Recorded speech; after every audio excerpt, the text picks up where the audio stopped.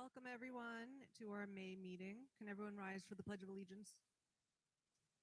I pledge allegiance to the flag of the United States of America and to the republic for which it stands, one nation, under God, indivisible, with liberty and justice for all. Please stay standing. Please join me in a moment of silence. Walter Cole, a member of our community for a lifetime and was on the Board of Education from 1982 to 1997. An incredible educator, worked in Uniondale, several other school districts, and was a true blue Jericho supporter for his entire life. Passed away suddenly last week, and I ask that we have a moment of silence in his memory, please.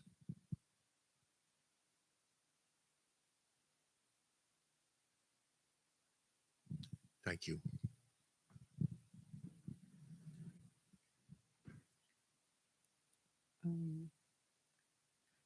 Just wanted to, Tuesday was our budget vote and Board of Trustee election, so I just wanted to thank the community for the overwhelming support for our budget and our capital improvement projects. And personally, Divya and I want to thank you for your overwhelming support for our reelection.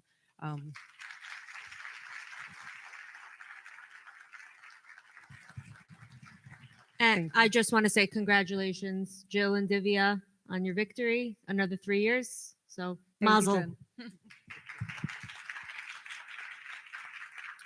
Jen. This is the May meeting is one of our most special meetings because we get to award tenure to our teachers. And I just want to say, as a board member, I get to see what goes into the process of a teacher when they start through the time they earn tenure and how much supervision and how much observations. And I just have to tell you, it is not an easy feat to be awarded tenure in Jericho. So we're very, very proud of you. Congratulations, and very well deserved. And I'm going to pass it over. Thank you. Thank you, Jill. And again, I think those of you who work in Jericho understand how challenging it is to come to the point of being awarded tenure. It is a challenging process and a difficult process in Jericho. And we have an absolutely incredible group of staff members who will be earning tenure this evening. Again, as we talk about our highlights of the school year, and many highlights toward the end of the school year with many celebrations. This is one of our very special meetings where we get to honor a group of 13 staff members who've worked so hard on behalf of the students and the community of Jericho. So tonight is a very special night, and with that, we'd like to start with a brief statement on each of our tenure recipients, and I think we'd like to start with Greg Sloan.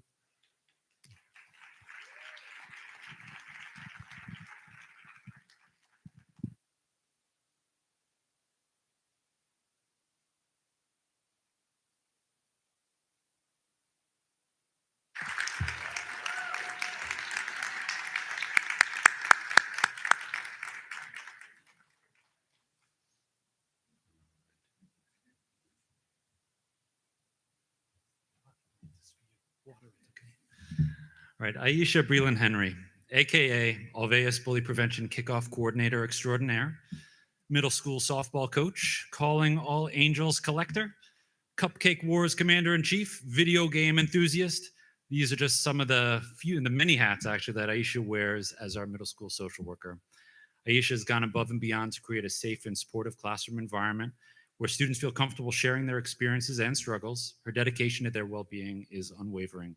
She has played a crucial role in facilitating the Alveus Bully Prevention Program, providing invaluable support through classroom presentations, kickoff planning, and ambassador training. Ms. Breland has also introduced lunchtime quality circles, fostering positive interactions amongst our students. Ms. Breland's impact extends beyond our school walls as well. Through her coordination of their annual Calling All Angels fundraiser, she has collected funds for holiday shopping, bringing joy to displaced students during a challenging time. We are immensely grateful for Ms. Breland's dedication and contributions to our middle school community.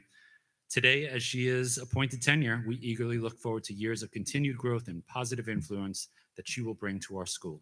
Congratulations, Aisha.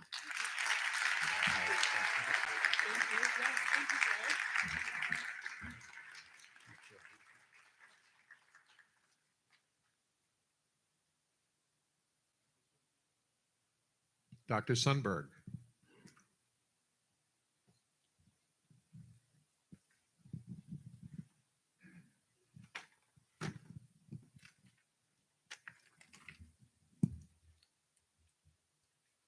Could Ms. Kelly Collins join me up here?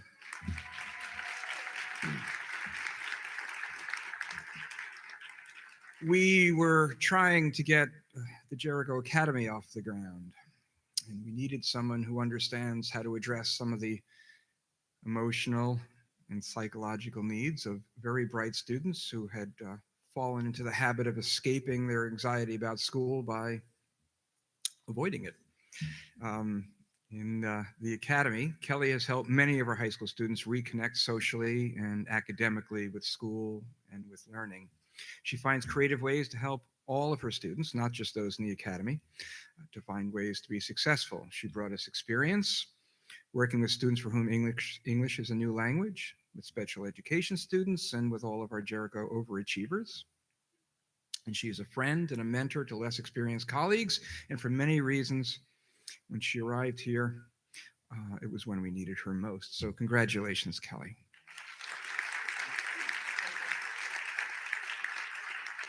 So happy that you're here. Maria Sultan.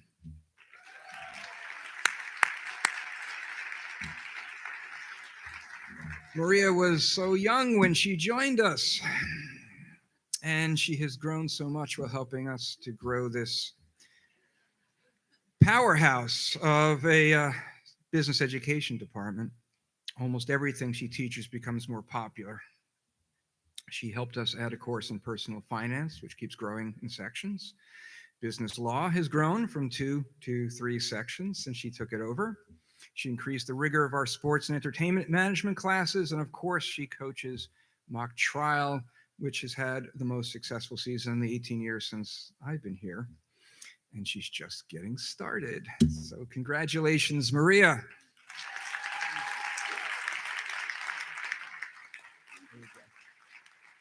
The business teachers have the most hearty handshakes. Always be closing. That's right. Laura Suchapar.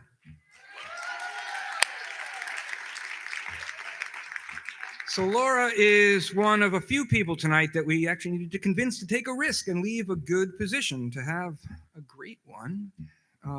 So she came as an experienced teacher to our middle school program. And one of the things we look for in good social studies teachers is the ability to make connections among different topics, courses, grade levels. So Laura's interest in European intellectual history informs the way she teaches the birth of the American Republic.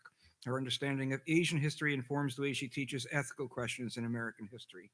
Her love of travel helps her see American life from other perspectives. And like a lot of good teachers, she's a kid magnet. Students are in her classroom early and they stay through lunch and after school. And it's in those sorts of connections that great NHD projects are conceived. And I'm going to throw in, she makes awesome scavenger hunts for field trips. So congratulations. And thank you.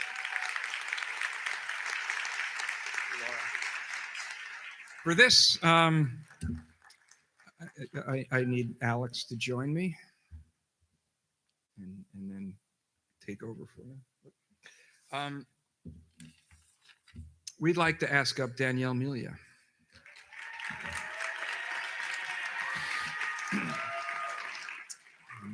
Danielle had a good job as a high school librarian, and Alex and I were trying to find a rock star who could help us advance the mission of bringing on librarians who could be change agents. We were looking for Danielle, and I have to say it was Alex who found her.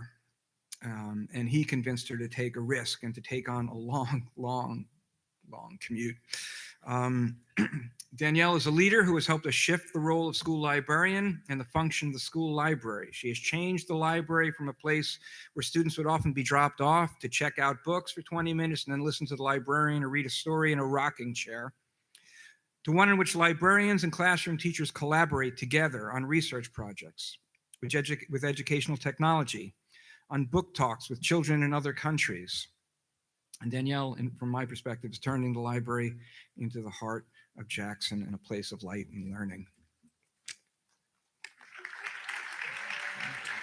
And, s- and say it a few more things, some words that come to mind when I think of Danielle. I think of talented, hardworking, passionate, creative. Danielle recently, last year, well, earlier this year, was a co-presenter at the Long Island Technology and Education Summit. She's also pursuing her doctoral work. And as Dr. Sundberg said, she left a tenured position to come all the way here. And so left a really good job to come to a great one. With that said, can't thank her enough. One of the things, little note here, the students, the children themselves are able to enter the library at all times of day, before school, during school, after school. And with that, looking back at some numbers, we have students that have checked out more books in a year than any time in the last decade. And that's a testament to your hard work. So congratulations on your tenure and many more years to come.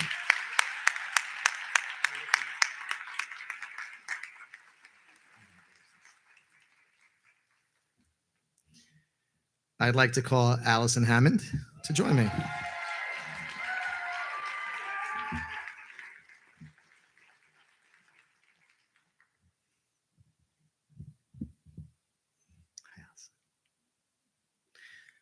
Allison has been with us for 3 years here at Jackson.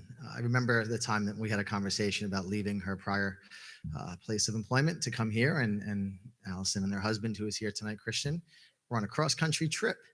And in that conversation, it was all about, hey, do you want to take a risk? Do you want to take a leap? And fortunately, she said yes. Meant that they had to travel back a little bit earlier than expected, but it all worked out in the end. And when I think of words, and I have my notes here that I want to just make sure I reopen on my phone. Here we go. Passwords. There we go. Again, creativity, dedication, resourcefulness. Allison started with us as a 5th grade teacher and then shifted over the last 2 years to 1st grade. And when you look at the work that she does with students, it's unparalleled. She sits there and she makes magic happen in their classroom all the time. She's collaborative. She works with her 1st grade team. She works with all the colleagues in the building. For me, I go back, our relationship is extended now for 6 years professionally. And each and every time I watch her teach, it's without complaint, it's without hesitation, and it's with absolute determination. So with that note, I want to wish you congratulations, many more years here in the Jericho School District, and congratulations on your big night. Happy tenure.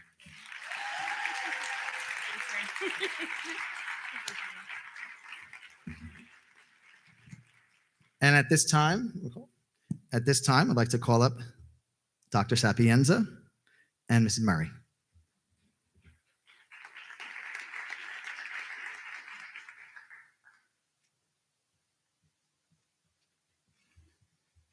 On behalf of Ms. Murray and myself, we'd like to call up Cantiag speech and language teacher, Mrs. Priscilla Hooper.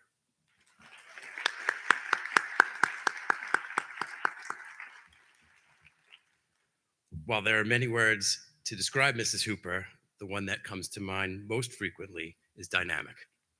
To be dynamic is to be characterized by constant change, activity, or progress. Ms. Hooper has certainly embodied all of these attributes. In a short time, Mrs. Hooper has demonstrated the ability to work with any and all students. She gives her students the tools to succeed in the area of speech and language and the confidence to embed those tools in the classroom, at home, and in the community. For our youngest students and those with learning differences, Mrs. Hooper has gone the extra mile to be a catalyst in figuratively and literally bringing language into their lives. We're fortunate to have Mrs. Hooper as part of our Cantiag family and our Jericho family. Congratulations on this well-deserved accomplishment.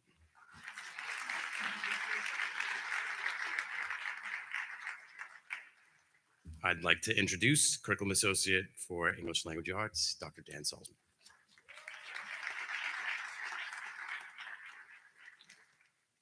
Good evening. May I call up Melissa Vasco, please?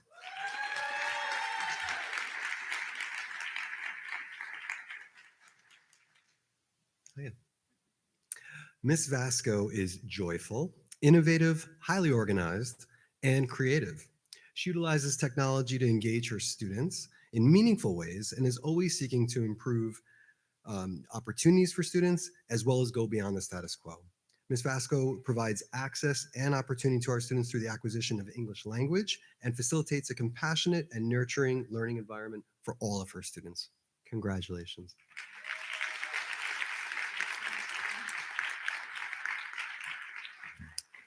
I also have the pleasure of inviting Ms. Michelle Gargiulo up, please.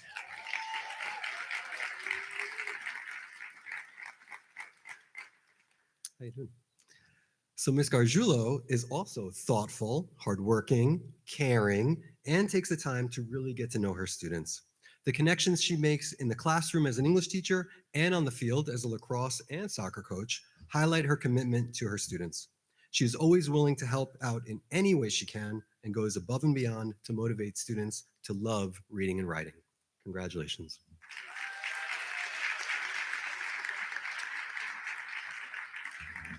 At this time, I'd like to invite the Curriculum Associate of Science and Technology, Ms. Kim Libertini.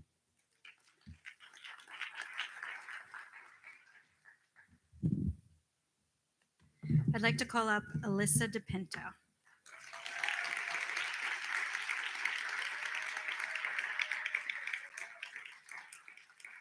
Alyssa DePinto has overwhelmingly demonstrated her passion for teaching, meticulous planning skills, and an abundance of care for her students. Over the past 4 years, Alyssa has been instrumental in the shift to the next generation science standards and inquiry-based instruction. Her plans consistently consider each and every learner. When asked about Alyssa, her colleagues at the middle and high school say, Alyssa's passion for science is contagious. Planning and teaching come natural for Alyssa. She works tirelessly to ensure that every student has a learning experience that is relatable, engaging, and enjoyable. As a colleague, she is supportive, collaborative, and has served as a resource by both colleagues and students. As her curriculum associate, I know that Alyssa always keeps students as her North Star. We are fortunate to have her on our team, and I feel privileged to recommend Alyssa for tenure.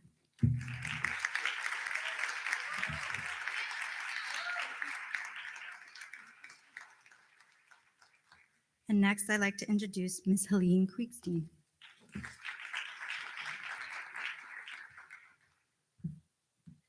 I'd like to invite Milena Bedallion to please join me.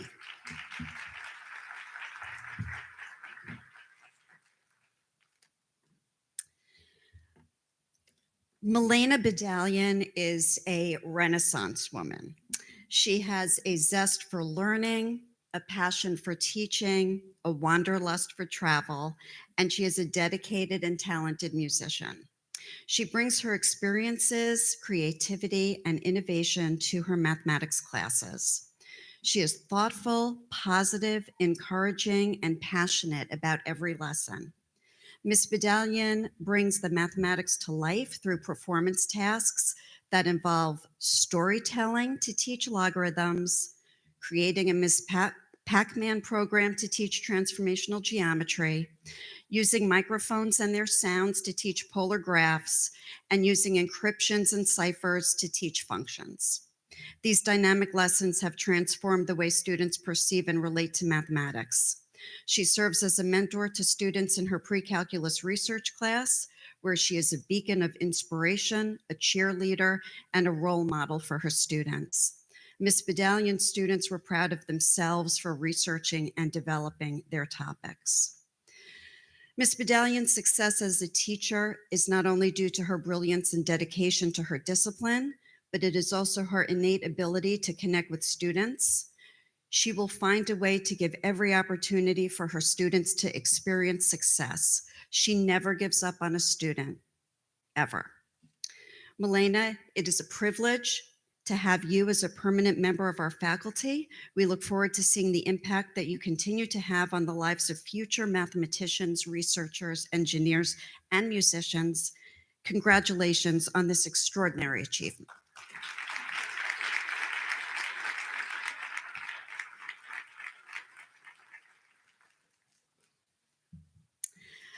I'd like to introduce Mr. John Mankiewicz, Curriculum Associate for Health, Physical Education, and Athletics.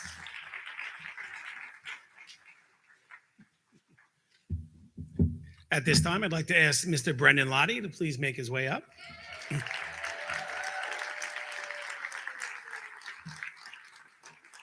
Now, for those of you who feel like Brendan Lottie's been here forever, he kind of has.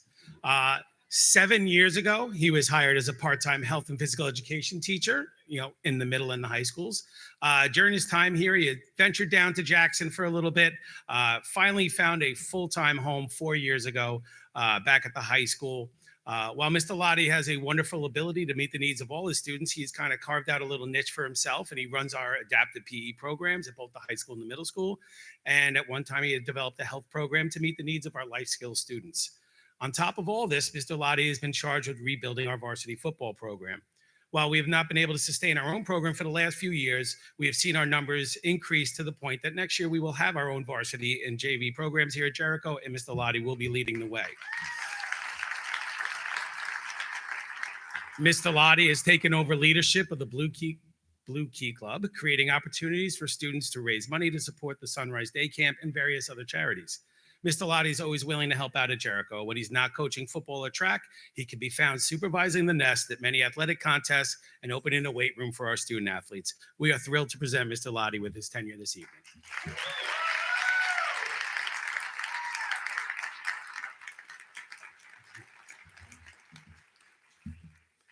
And now I'd like to introduce Mr. Brandon Mulholland.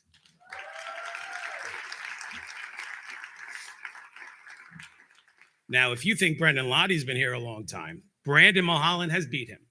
So before he started his teaching career here at Jericho, Mr. Mulholland came to us 8 years ago, first starting out as a varsity lacrosse coach, a little over time adding high school football and wrestling. And while I watched him coach, I kept saying to myself, I need to get him out of the New York City system and get him here to Jericho.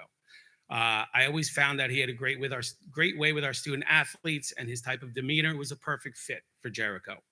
One day, while driving in my golf cart with Mr. Grishman during games, I drove up to the field Mr. Mulholland was coaching on and pointed him out and said, we need to get this guy here. Luckily, late in June, we had a last-minute retirement. And as we went through the process, convinced Mr. Mulholland to take the leap, and he was by far our best candidate. He has done an excellent job teaching elementary physical education at the Ratner Seaman School over the last 3 years. He has made himself an integral part of the school and community. I hear if you're lucky enough to be at school early enough, you can hear him on the morning announcements. This year, he has completed his administrative internship, working alongside his building principal, and he has presented workshops to both parents and students. According to Joanne Ketterer, his building principal, he brings a positive energy that inspires those around him. Congratulations, Brandon on tenure.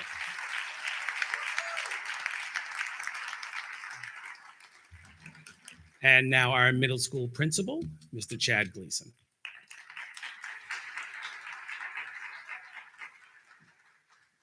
It's my honor to speak about Ryan Pearsall tonight. Mr. Pearsall, come on down.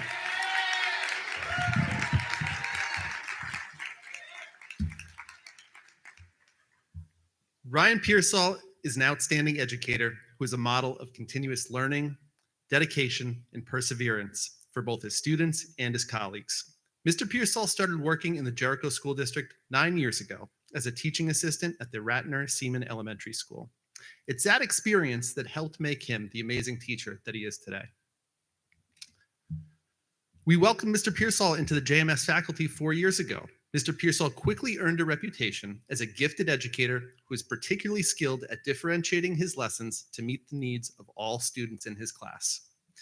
It's not only his knowledge and expertise that make Mr. Pearsall an outstanding teacher, it's his unwavering patience, his calm demeanor that truly set him apart. He approaches each student with empathy and with kindness. He understands that every child learns at their own pace and possesses unique strengths. Mr. Pearsall always finds innovative ways to help each student succeed and grow, academically and personally. We are lucky to have Mr. Pearsall at Jericho Middle School, and I'm incredibly proud to congratulate him on tenure this evening.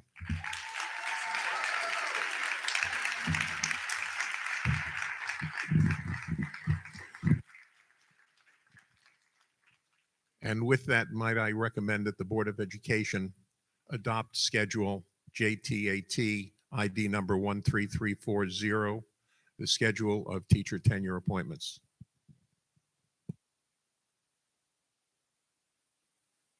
Do I have a motion?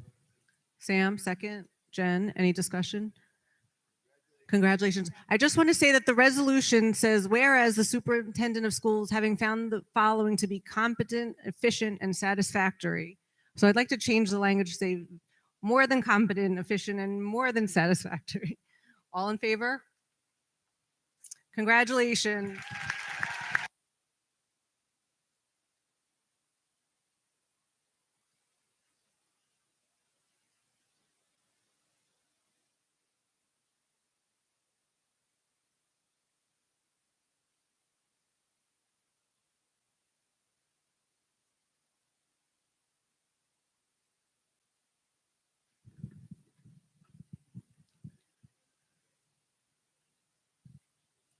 So at the other end of the spectrum, as we honor our folks who've been with us 3 and 4 years, this evening, and we will be appointing them a little later on, but wanted to introduce some of our new staff members who will be beginning their Jericho tenure ride in September.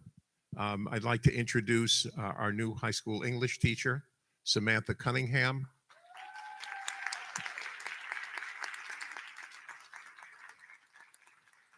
Tina Keeling, ENL facilitator.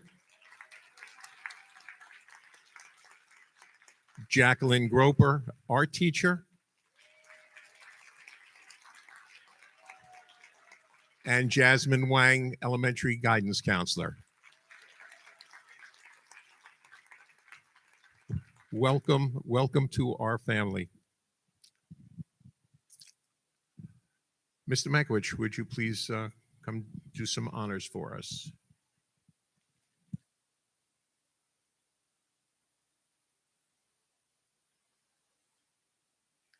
Chad? Okay. Thank you very much. I'd like to, at this time, ask our swim diving coach, Mr. DJ Volasevich, and Tristan Yang to make their way up. Now, if you were at the November board meeting, I sat up here and we introduced our newest state champion, Rachel Yang, as our first state champion diver. Okay, and I warned you. I said we could be back here again because her brother is an outstanding diver. So I will let Coach Volasevich get into all that, but he. Go ahead. Oh, thank you. Good evening, everybody. Tristan last year, as an 8th grader, finished 2nd in Nassau County in diving, and when we went upstate, he finished 4th. At the end of every season, I asked my divers, "What are your goals for next year?" And without a hesitation, he looked at me and he said, "I want to win it." I said, "That's very rambunctious for a incoming freshman." Throughout the year, he was untouched in the 6th dive category. Coming to divisions, the closest person was on our own team, and he had beat him by over 80 points.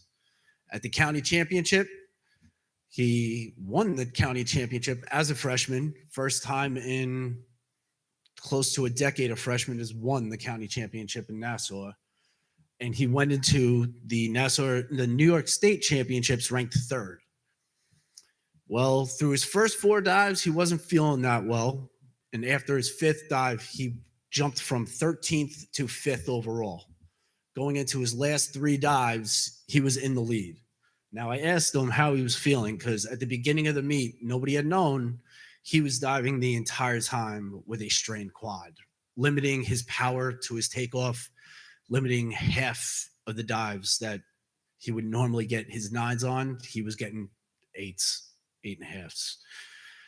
But through all that, he pushed it all aside with the determination that he put forward towards not only diving, but also his classwork to become Nassau County's first ever New York State diving champion in the boys division. So, ladies and gentlemen, Tristan Yang. Thank you for this honor. Wait. Thank you for this honor.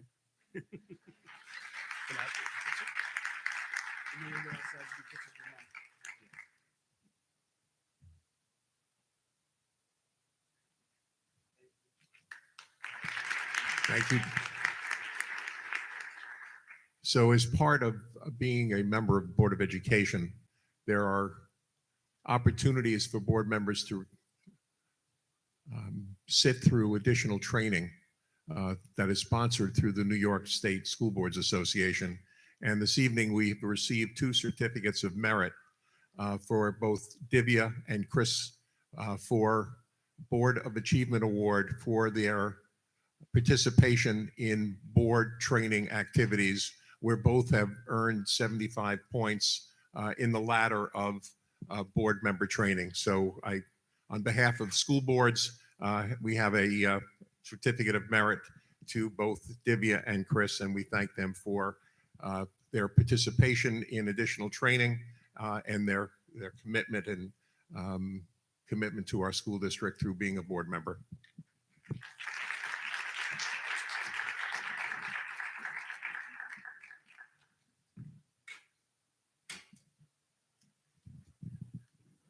Earlier today, we were just informed of one of our curriculum associates being named Outstanding Social Studies Director of Long Island.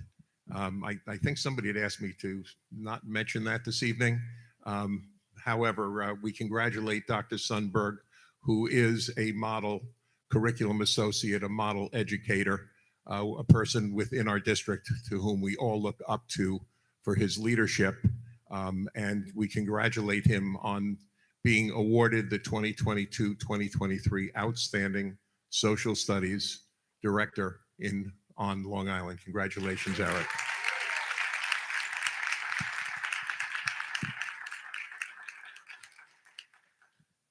And if anyone is still here who was here for our teacher tenure celebration or for introduction of new teachers, please feel free. I know that many of you have an early morning, so please feel free to leave our meeting at this point in time.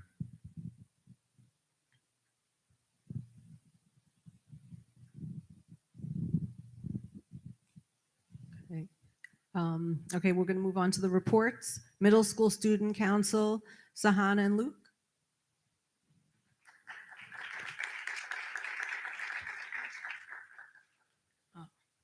Good evening and welcome to the Board of Education meeting. My name is Luke Jung. And my name is Sahana Sundar. We are Jericho Middle School Student Council representatives. It is a pleasure to be here this evening. On Monday, April 24, JMS students participated in the New York State History Day competition at SUNY Oneonta. 3 middle school projects won special awards and 5 projects qualified to move on to the last round, National History Day, which will be held at the University of Maryland, College Park on June 13th and 14th. Group website. First place, Lorenzo Di Thierry, Eric Gian, and Charles Park. Harvey Milk, the political pioneer. Individual website. Second place, Zihan Wei, Elizabeth Van Lew, the pioneering female spy that helped save the Union. Individual research paper. First place, Aryan Makiri, Breaking the Sound Barrier. The Dalip Singh sound ushered in a new frontier of politics for Indian Americans. Individual documentary. Second place, Jay Patel. Pearl Kendrick, a pioneer researcher who ended a deadly plague. Individual performance. First place, Sahana Sundar, Susan Ann Cuddy, the pioneering woman who broke the glass ceiling for Asian American women in the military. Special awards recipients were Outstanding Social Activist Award, Sandra Chin, Matthew Tang, Lily Chin, the woman who pioneered the Asian American Civil Rights Movement. Labor History, Isabel Dion, the Triangle Shirtwaist Factory Fire, blazing a path for safer working conditions. Best New Entrant, Matthew Booth, The Dreadful Dread, Scott Decision, A New Frontier of Once a Slave, Always a Slave. The SEL monthly theme of the month of May is Attitudes and Values. The research studies concluded that 80% of success in life is due to attitude, while the other 20% is due to ability. Attitude is the most important choice we will ever make because it affects everything we do in life. So let's have a good attitude. Buenos noches. In March, we announced that 75 eighth graders participated in the National Spanish exam, and tonight we are proud to update you with the results. 22 students earned honorable mention, 8 students received bronze, 18 earned silver, and we had 12 golds. The middle school teachers of Spanish are very proud of our students, and a special gracias to Miss Waters, the advisor of the Spanish Contest Club. And speaking of a fun day, the 6th grade students will participate in the Mini Olympics Wednesday, May 24th. It is a fun time and it challenges everyone. The rain date is scheduled for Thursday, May 25th. The middle school spring concert for the chorus and orchestra was Tuesday evening, May 16th in the MS and HS auditorium. Great job to all the participants. The 7th grade students began to participate in their annual class trip to Philadelphia on Thursday, May 11th. They visited historical sites, including the Museum of the American Revolution, Signers Hall, Constitution Center, Freedom Rising, and Congress Hall. The students had a wonderful time. The remaining classes were attended today, and the last trip is scheduled for May 25th. The 6th, 7th, and 8th grade ambassadors did an awesome job welcoming our incoming 5th graders on May 9th, May 10th, and May 12th. The students had the opportunity to visit our 6th grade classrooms as they prepare for their exciting transition this fall. In addition, 6th grade ambassadors and the SAD Club are working together to speak to 5th graders about stress management. The goal of the presentation is not only to provide coping strategies, but to help with the middle school transition for the 2023-2024 school year. The middle school facilitated a nest period on Friday, May 12th, which was aligned with our SEL theme of attitudes and values. We had a great day. The CSL classes have been running an Ice Pop fundraiser for a donation to Horse Ability. Ice Pops have been sold during the lunch periods, and the proceeds will go to the nonprofit organization whose mission is to improve the lives of individuals with special needs through facilitated interactions with horses. Horse Ability is located at SUNY Old Westbury, and the CSL classes are looking forward to visiting the organization to learn about the power of volunteering and community service. Thank you, Ms. Snyder and Ms. Campbell, for facilitating this great fundraiser. Well, that's all for now. Have a great evening.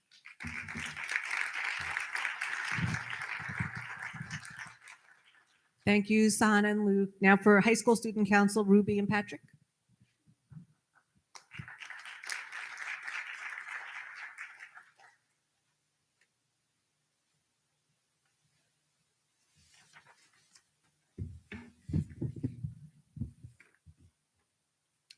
Good evening, Mr. Grishman, board members, and the Jericho community. My name is Patrick Zhao. And I'm Ruby Shanker. Congratulations to our re-elected board members, Ms. Citron and Dr. Balachander. The high school chorus and orchestra performed in the middle and high school auditorium on April 24th. It was a spectacular performance and marked the last high school chorus and orchestra performance of the year. The High School Alumni Hall of Fame was held on April 27th in the Jericho Public Library. Thank you again to all of our student speakers, Ava Thanis, Brianna Crossman, Andres DeGrasse, and Catherine Weinberger, and to our organizers, Dr. DeMarinis and Ms. Hines. Congratulations again to our inductees, Dana Arshin Kraslow, Robert Hahn, Chris Kelly, and Blake Zeff. Two of our VEX teams traveled to Dallas, Texas from April 24th to April 28th to compete among 800 teams in the VEX Worlds competition. We were able to meet so many other high school teams from across the US and around the world. We had a great time competing, and it was personally the highlight of my senior year thus far. We want to thank Mr. Herbert and Mr. Curcio for accompanying and mentoring us, to Ms. Libertini for coordinating this trip, and to our school administrative staff and to board members for allowing us to have this amazing opportunity.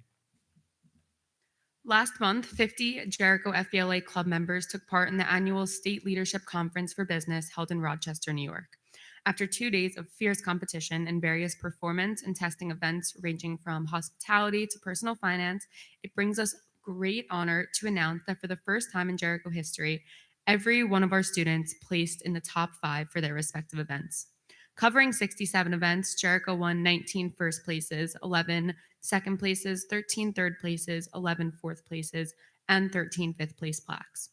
FBLA club officers would like to recognize their advisors, Jessica Vrogovitz, Nicole Izzo, and Michael Golden, for their unparalleled commitment to help club members with their endeavors in the past school year. Many of the FBLA underclassmen will also be continuing to compete in the national circuit later next month in Atlanta, Georgia. We wish all of our competitors a safe and successful trip. You can clap. This year's statewide debate tournament was a huge success as well for the Jericho debate team. 19 debaters broke, which means they performed well enough on day 1 to make it to the second day. Both Public Forum and Lincoln Douglas performed exceptionally well this year. For Public Forum, we had Henry Zhang and Ryan Wang reach the quarterfinals in the novice division, and we earned a 5th place trophy overall in the division. This year's Lincoln Douglas team made Jericho history. We had 3 JV debaters who made it to semifinals, one of which, Elaine Zhang, won first place in the division with a unanimous 3-0 division from the judges. The Lincoln Douglas team won Jericho's second place trophy overall. AP exams took place at the beginning of this month from May 1st to May 12th. Students who missed any of the tests should have scheduled late testing throughout this week, and testing will conclude on Friday, May 19th. There was a high school orientation meeting held for incoming 9th grade students and parents in the middle school and high school auditorium. Our principals, Mr. Cohen, Dr. Prizano, Mr. Cummings, and Dr. Finlay, introduced our new students and parents to the high school and provided an overview of expectations for high school students. Students then had the opportunity to meet with their guidance counselors for the next 4 years. And if you're unable to attend this orientation, you can reach out to your child's guidance counselor in the coming fall. Senior Portraits for Juniors started this Monday, May 15th, and has continued until today in the Little Theater. There will be makeups held on July 18th and 19th for anyone who would like to have their picture taken. If you cannot make those days, stay on the lookout for an email in June about scheduling pictures for the fall. 4 teams from our coding club competed among 50 other teams yesterday at the St. Joseph's University coding competition. Congratulations to Kenneth Lee, Jay Lee, and Jocelyn Wang for coming in first place. Our other teams also performed well, coming in 4th and 5th place. The team success would not have been possible without Ms. Diskin's mentorship, and her organizing the trip for our students. Jericho held a blood drive today in the Sam Springer Gym, where teachers and students over the age of 16 donated blood to those in need. Over 56 pints of blood were collected and will go on to save numerous lives. Thank you to everyone who donated. Please make sure you're registered soon if you would like to take the June SAT or ACTs. Late registration for the June 10th ACT is due this Friday, and late registration for the June 3rd SAT ends next Tuesday, May 22nd. Next Monday, May 22nd. The next Monday, May 22nd, marks the kickoff of our district's first academic recognition night. The event will take place in the auditorium from 7 to 8 p.m. and will celebrate students' academic, co-curricular, and extracurricular accomplishments in English, social studies, math, and science. Students, be sure to check your emails to see if you've received any of these awards. On May 24th, the Jericho High School Symphonic and Concert Band will be holding their annual spring concert. Join us at 7:30 p.m. in the auditorium to listen to their amazing performances. Some of our science research students are currently competing in the International Science and Engineering Fair in Dallas. After our students return, there will be a science research symposium held in the middle school library where our researchers will showcase their projects to all those who are interested. The event will take place on May 25th from 6 to 7 p.m. We hope to see you there. Join us for High School Physical Education, Health, and Athletic Department Awards on May 31st. It will take place in the auditorium from 8:15 a.m. to 9 a.m. before high school classes begin. Students should check their emails to see if they received any rewards. On the evenings of June 1st and 2nd, the Jericho High School Dance Department will hold a Jericho Classic event, Choreo. This year, the theme is disco, and all the students have created dances that are inspired by the theme. The high school dance classes have been working tirelessly on this project all year, and it's an event you don't want to miss. I hate to say this, and this won't be the last time you hear it, but come to Choreo. On the morning of June 2nd, some of our underclassmen will be recognized for their outstanding work in clubs by club advisors. The event will take place in the high school library from 8:15 a.m. to 9 a.m. The event is invite only, so again, students, make sure to check your emails for any awards. The district will be awarding music and arts prizes on June 5th to students for their spectacular works and abilities. Join us from 7 to 8 p.m. in the auditorium to celebrate our talented musicians and artists. Again, students, be sure to check your email. And Senior Awards Night will be taking place on June 12th and will be a night to honor graduating seniors with awards to commemorate their achievements throughout high school. It will be held in the auditorium from 7 to 8 p.m. And this is the final time we promise, but students, please, please, please check your email to see if you won any awards. We did not win any. The high school senior party is set to be held on June 7th in the Sam Springer Gym from 6 to 8:30 p.m. Thanks to the PTSA, it will be a night of music, dancing, and delicious food from various food truck vendors. The event is free to attend for all seniors, so we hope to see our fellow classmates there. The Student Ambassador Club is holding a breakfast to welcome incoming new students next month. The event will take place in the middle school library. And unfortunately, this meeting will be our last Board of Education meeting before we hand off the baton to our next co-presidents next year. We will miss giving you our annual reports, but we promise to always remain active members of our Jericho community. Oh, one more thing, sorry.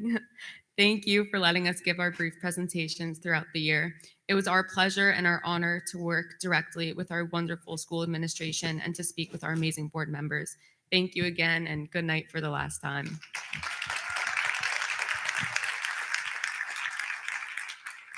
Ruby and Patrick, you're gonna come to our June meeting, right? You're gonna come to pass the baton? Okay.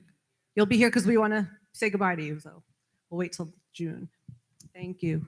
PTA Council report, Allison Edelman.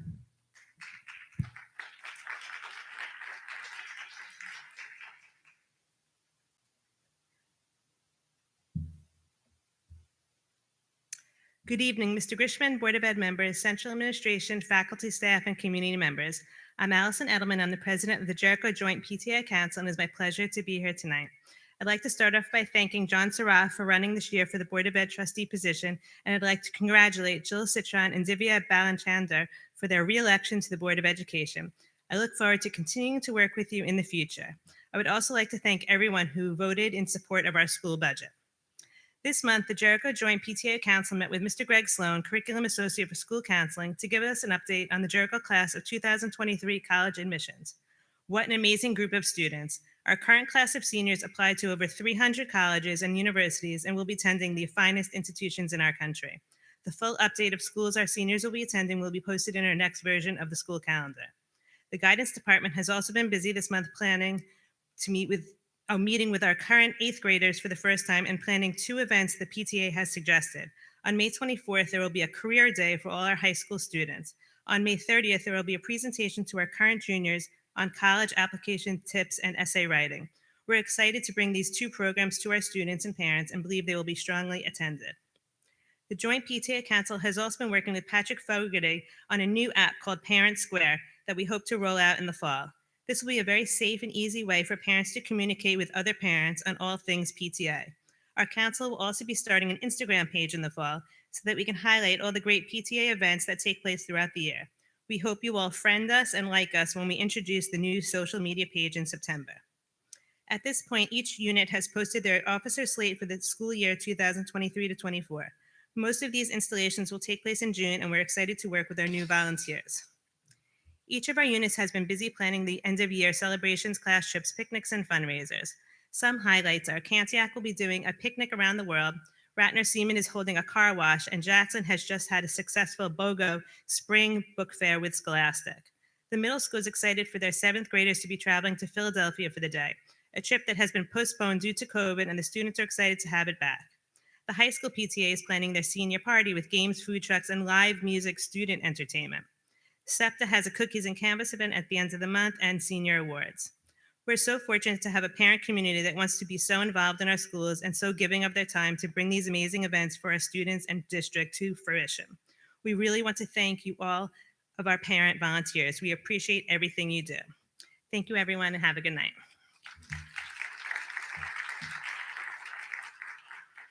Thank you, Allison. We're going to now have a presentation from Dan Salzman about our English as a new language program. So the board members, we're going to do that after. Is that okay with you? So we're going to, the board members will go sit down to watch. They're going to pull down the screen.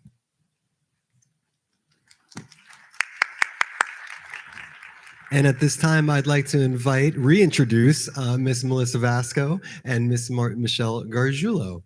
This wasn't conditional on their tenure, by the way. They just go above and beyond.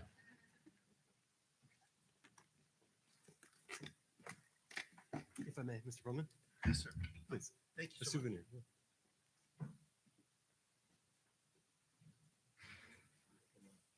Go catch up.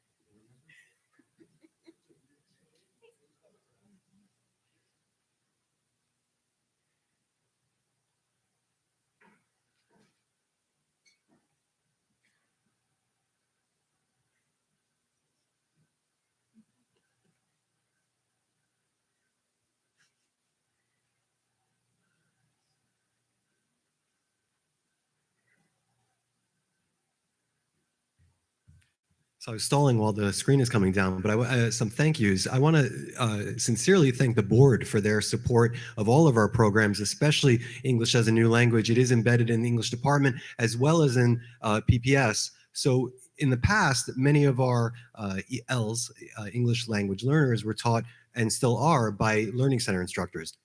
A couple of years ago, we're going to go into the structure of a new program, and it actually led to the hiring of my colleagues over here, Ms. Gargiulo and Ms. Vasco, because we saw a need. So again, you'd ask why the change, and Jericho always seeks to improve our practice based on student needs. So we saw an influx about 4 years ago of beginners and emerging students that basically had zero English. And in K-5, it's one thing because you can approach those learners with foundational skills. We're teaching them how to read and write. But when you match an older student with more rigorous content in the middle school, or especially in the high school, where it's a transcript bearing course, we saw a need to change things up. So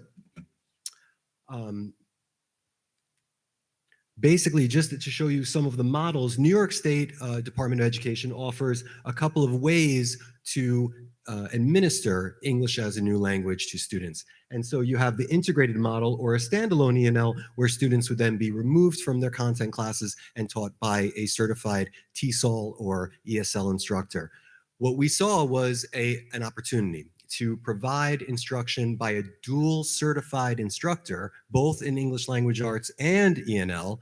And that way, we're able to keep kids in a core transcript bearing course, and also those LCIs that used to push in on those English classes can now support our colleagues in math, science, and social studies. So the students are getting supported even more. And in English, we're seeing huge return on our investment. So just basically to give you some background, and you're going to see a Twitter collage throughout this presentation, because I really think it speaks to the authentic practices that are going on in our classrooms. And so what you see here are 5 levels. You have entering, emerging, transitioning, expanding, and commanding. But that, no matter what the level we receive a student at, we meet them at their readiness level. And you'll see all kinds of different ways to approach the content, but not change the rigor. So you see things like Shakespeare and Gatsby and all the core curriculum that we're giving to our mainstream classes, but just in a completely different way and at a different pace.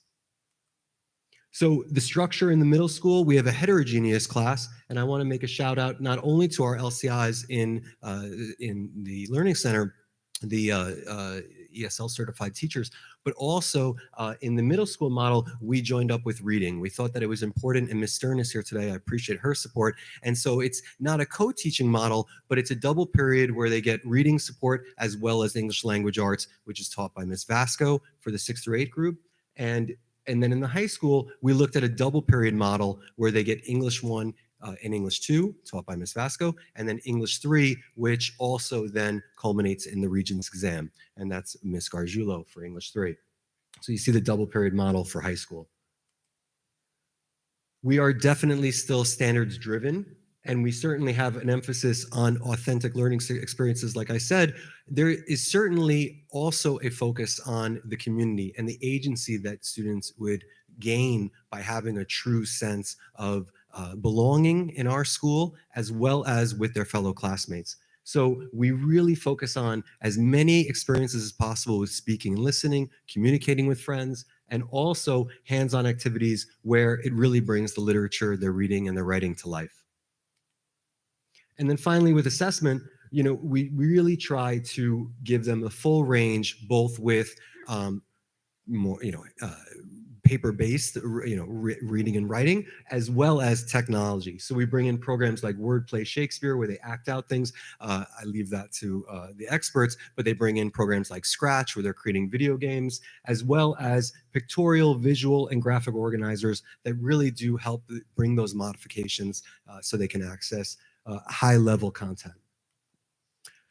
But the authentic experiences that an assessment that the teachers are creating are not the be-all, end-all. We also want to use outside sources like standardized testing. So for example, we brought in a program called iLit, which looks at all the reading and writing skills, but they have their own scale metrics. So they use a grade assessment as well as a grade level equivalent. And what you see from the graph is obviously 100% growth for all of the students that are experiencing this program, as well as it gives us a rich electronic library of something like 6,000 titles. And so the difference there is that a lot of times with decodable books or easier readers, they would be too young or not as mature enough content for an older reader. So what this does is it gives, approachable and accessible content, but with high interest and developmentally appropriate for their age.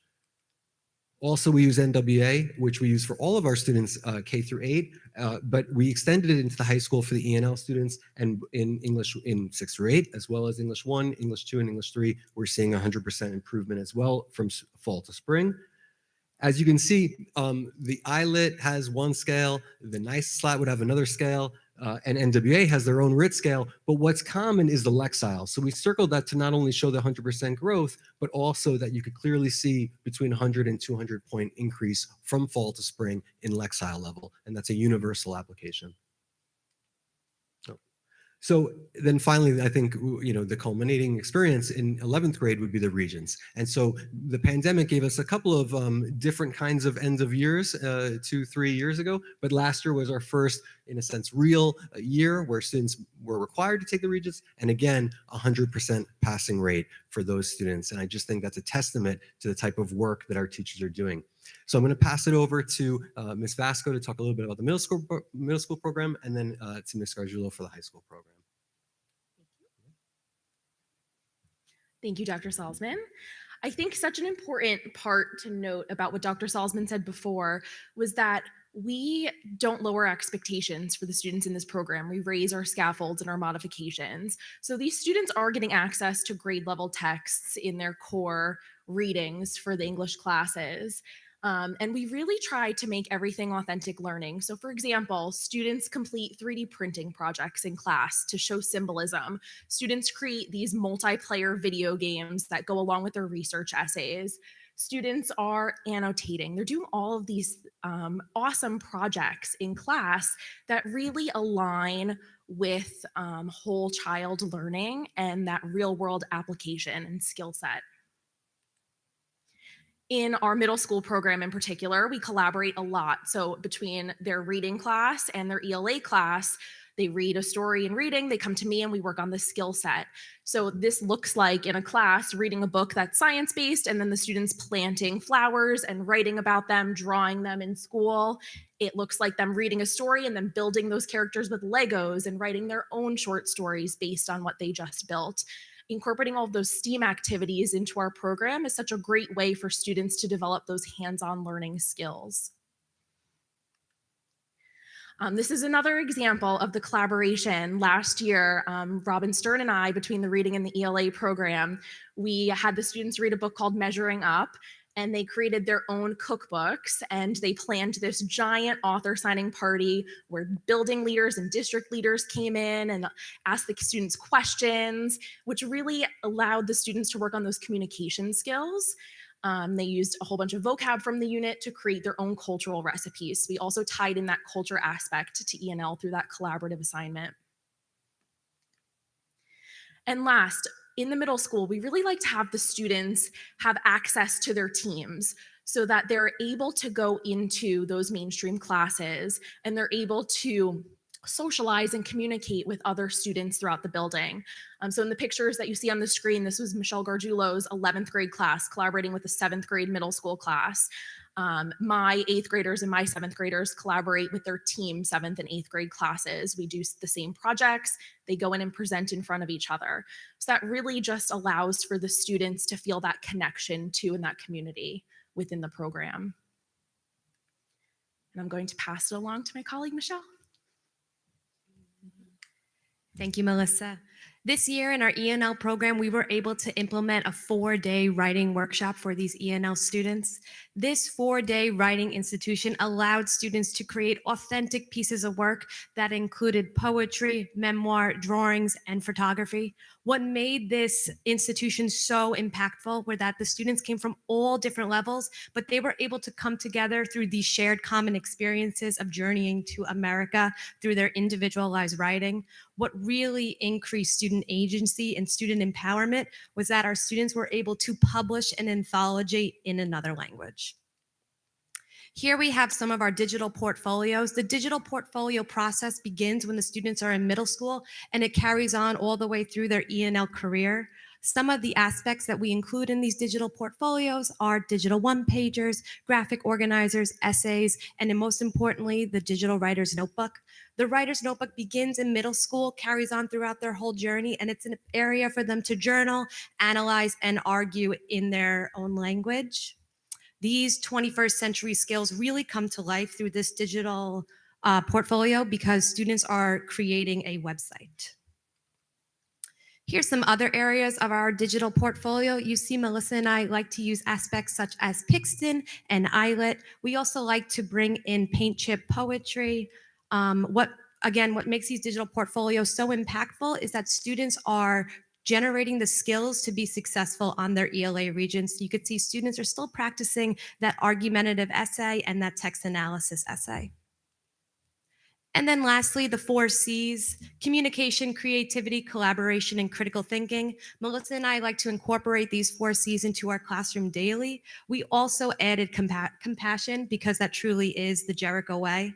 Melissa and I have been very successful in this program that we've brought our ideas to outside organizations such as Lilac and various writing contests. What makes this program so amazing is that our students are creating a community, they're generating friendships, they're learning, but most importantly, they are succeeding. And so finally, what you see in front of you is the culmination of that Writing Institute. I gave a copy to the board members. And so you see an 88-page volume of their memoir poetry and also their drawings that associated with their journey to Jericho. And so we're super proud of the students. We're going to hope to share, we don't have enough copies for everybody in the audience, but we're hoping to share the digital proof on the website, and so that the whole community can see the amazing work of our students, and they really are proud. So thank you so much. I want to just share also, Michelle talked about how they share with conferences and things like that. There was a picture on the first slide I forgot to mention. Part of their role when I hired them was to not only teach the students, but to teach the teachers. So that first year when they were hired, we faced the pandemic, and still that summer, they were offering in-service to our teachers for best practice for ENL. So I really think they are teacher leaders, and we're really lucky to have them. So 10 years a bonus, but it's a great job. So thank you so much. Questions?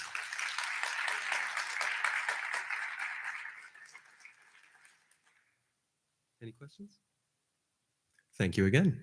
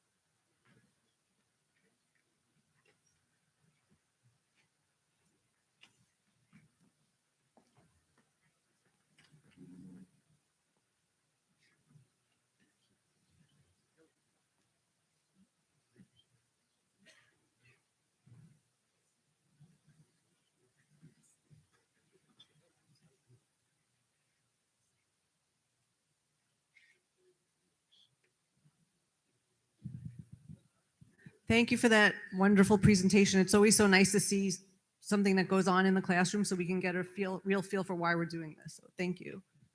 Superintendent's report. Again, congratulations to our ENL staff and to Dan for his leadership. Again, an incredible work with such sound outcomes for our students who are learning English for the first time. And again, just so proud of the work and the outcome of the work. So congratulations to all. Appreciate it. Our enrollment as of May the 12th was 3,355 students. If you compare May of 23 with May of 22, that is an increase of 133 students. I would also like to take this opportunity to thank John Saraf for running for the Board of Education and offering himself to some additional volunteer work. And with that, congratulations to Divya Balanchander and to Jill Citron for continuing on the Board of Education. And I think very gratifying is to see our budget and our propositions pass with about a little over an 80% support rate from our school community. So from all of us who live and work here, a sincere thank you to our community for their support for the educational programs and the continued educational programs that we offer in the Jericho School District. A sincere thank you for taking time out of their day to come out and vote. This time of the year is, again, tonight we celebrated tenure. For the next 4 weeks, the next 5 weeks, we go from celebration to celebration, celebrating our students, celebrating staff members as we move toward the end of the school year. And it is a very exciting time where we can all take a step back and appreciate the hard work of our staff, the hard work of our students as we move toward the close of the school year. One of the things that I also wanted to mention, and again, I'm not sure our community is fully aware, but the Jericho School District has joined a league called Unified Sports, Unified Basketball.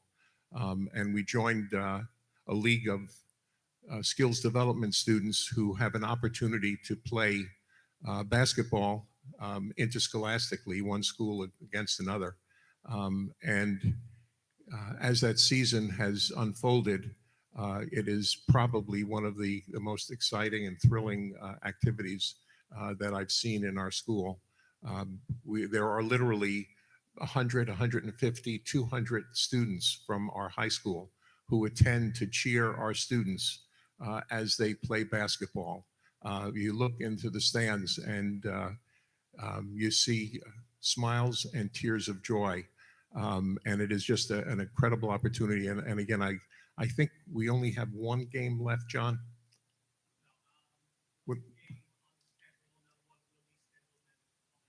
Okay, I would love us to publicize that so our parent community could appreciate the incredible event.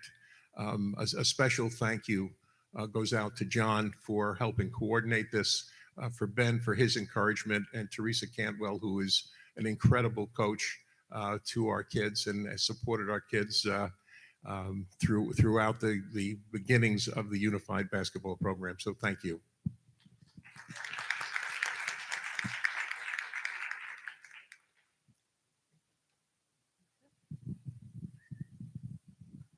Before we turn to the opportunity for the public to be heard, I just want to let the public know that there was an investigation that was going on, and the investigation has been completed and appropriate action is being taken. And because it's a personnel matter, that is all we're able to say about it.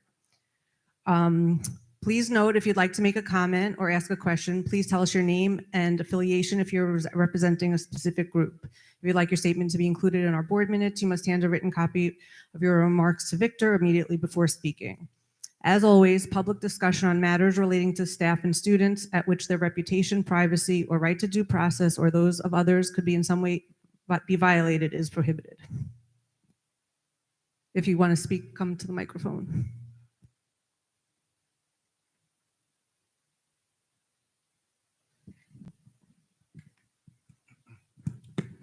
Good evening.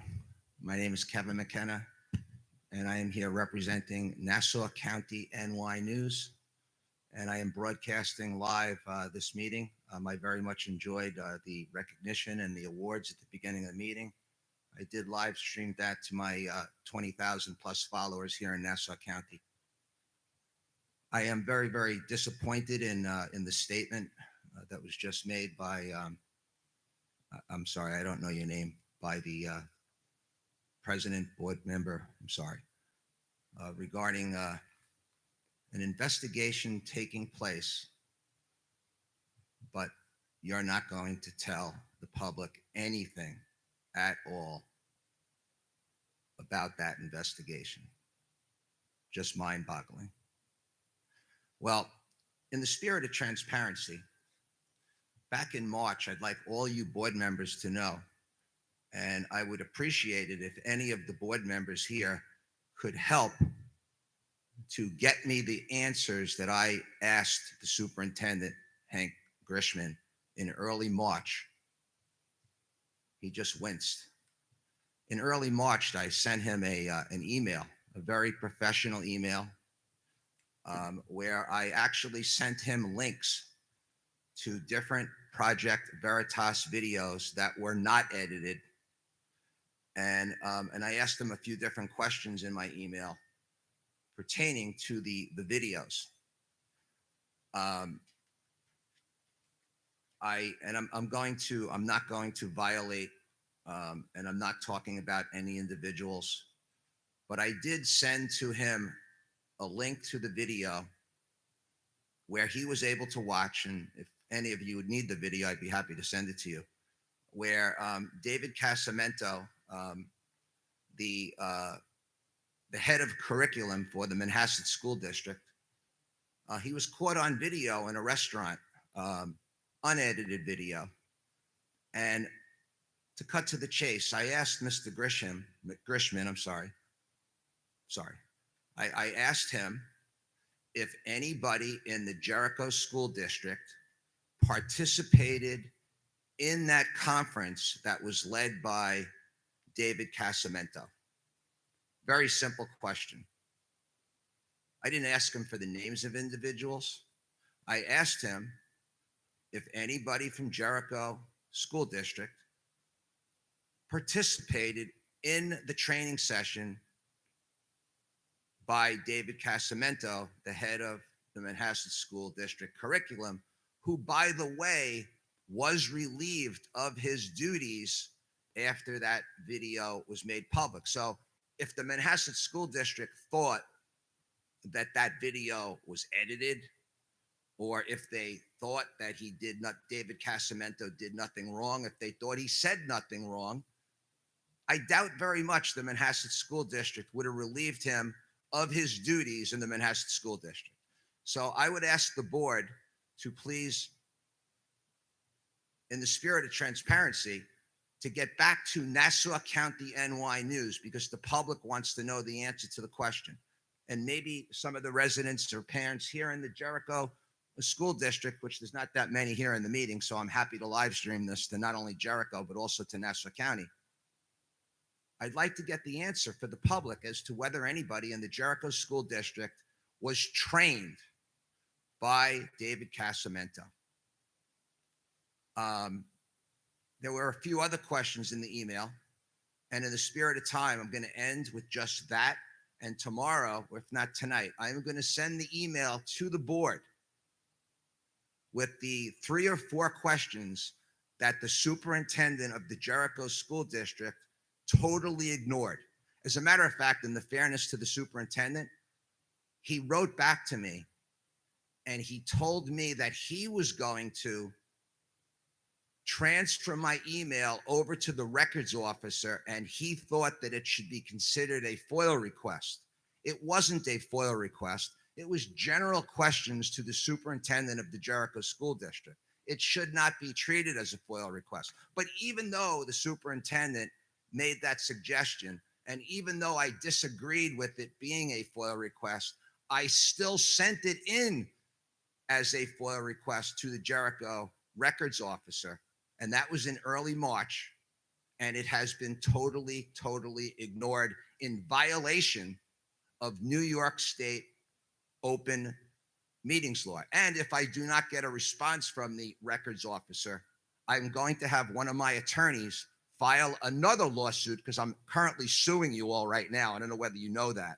I'm suing you from when I came 4 years ago to a Meet the Candidates night. I want to tell some of the new board members about this. Think about this. I came as a service to the community to live stream a Meet the Candidates night between your incumbent board member at that time and a challenger. Her name was Marie from the public. And I sat down in your other school, and I got there a little late, and I sat in the second row so that I would not film anybody in the audience out of courtesy. And after I sat down, the president of your school board, who thankfully is no longer the president of your school board, William Farrow, I call him Wild Bill, because after I sat down, Wild Bill came up to me and said, "Kevin, you can't live stream the meeting." I said, "Bill, you let me live stream meetings here before. We had no problem. Why is it a problem tonight?" Obviously, it was a problem because he was suppressing the vote. He didn't want the community who couldn't attend that Meet the Candidates night. He didn't want, and Superintendent Grishman didn't want, and Mr. Emanuel, who sat over there, he didn't want the public to see the challenger. That's voter suppression. So guess what happened? When I told Bill Farrow that I had a right under New York State open meetings law to continue to live stream, he physically attacked me. He physically went to grab my phone. He wound up kind of grabbing my neck, where 4 of the board members at that time, and by the way, this is all on video. It's all on video. 4 of the board members had to physically pull Bill Farrow off of Mr. me. Goodstadt, is this appropriate use of a person's name and a personal attack? All right, well, Mr. Goodstadt? so I'm going to end with this right now. So I should have been thanked by the board back then for bringing a Meet the Candidates night like I'm doing right now to the public. Instead, I was physically attacked. And guess what happened after that? The board members, including the superintendent, called the Nassau County Police Department, who came to that Meet the Candidates night. And they all huddled up with their friends in the 2nd precinct. And the 2nd precinct officer asked me to come out of the meeting and said to me, "I understand that you're causing a problem here." I didn't cause a problem. I was physically attacked by the president of the Jericho School Board. So I was taken away in handcuffs because of the connections between some of these characters up here and the 2nd precinct. And I was charged with criminal trespass and menacing. And guess what happened after that?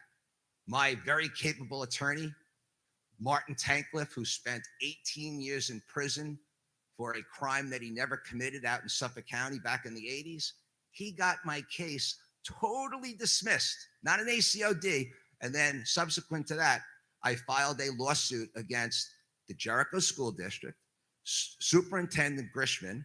I think Mr. Emanuel's named in it. A bunch of your security guards. Guess what happened when the police came? They only got statements from the Jericho School District employees. The judge in Nassau County was very upset with that. That's why she dismissed the case. She said to your attorney, "You had 50 or 75 people in the room. Why did the 2nd precinct only get statements from the employees?" Because I was set up, right? So my lawsuit right now. Is there a question for the board? No, I'm making a statement because I have a right to make a statement. I think you've spoken. And a I'm long going to time, end sir. with this. Pretty soon, we're going to be starting depositions. And unfortunately, it's going to cost the taxpayers of Jericho with my very, very, very strong lawsuit against some of the characters that still sit up on this board. Thank you very much.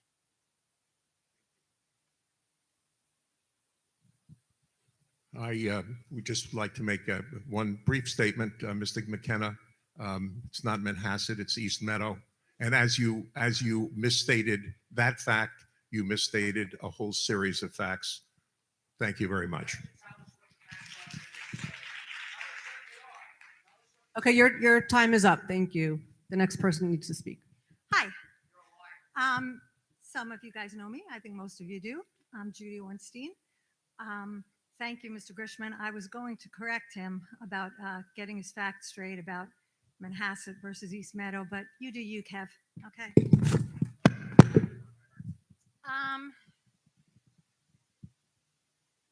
This fell off. And I don't know how to put it back. Thank you. Okay.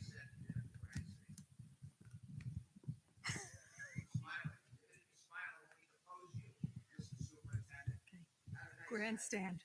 Grandstand, that's good. Okay, so hi. I will get my facts straight. As many of you know, I taught here in Jericho for 28 years, just retired last June. I miss everybody, but I'm going to confess, I do like eating lunch. That's been fun. And here's the thing. You can take the girl out of Jericho, but you can't take Jericho out of the girl. So I do come before you tonight with a request. As some of you know, I live in the neighboring community of Plainview. I still have a lot of friends here in Jericho, families, former students. I've had lunch with some. That's been really nice.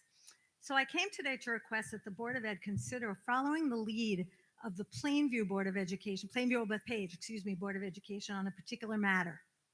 As some of you know, or may know, our congressional representative has signed on as a co-sponsor of a bill that I think should shock everyone who cares about schools, kids, and staff. This bill, HR 1095, reads as follows. Section 1, short title. This act may be cited as the AR-15 National Gun Act. Section 2, declaration. An AR-15 style rifle chambered in a .223 Remington round or a 5.56 by 45 millimeter NATO round is hereby declared to be the national gun of the United States. Now, besides the fact that a national gun is not a thing, countries have national flags, national flowers, national birds. I don't know, social studies expert, best chairperson ever, which I vouch for. Do other countries have national guns? Not to my knowledge, okay? All right, the bill was drafted by Representative Barry Moore of Alabama. It has only 4 co-sponsors, Representatives Andrew Clyde and Marjorie Taylor Greene of Georgia, Representative Lauren Boebert of Colorado, and our own representative, George Santos.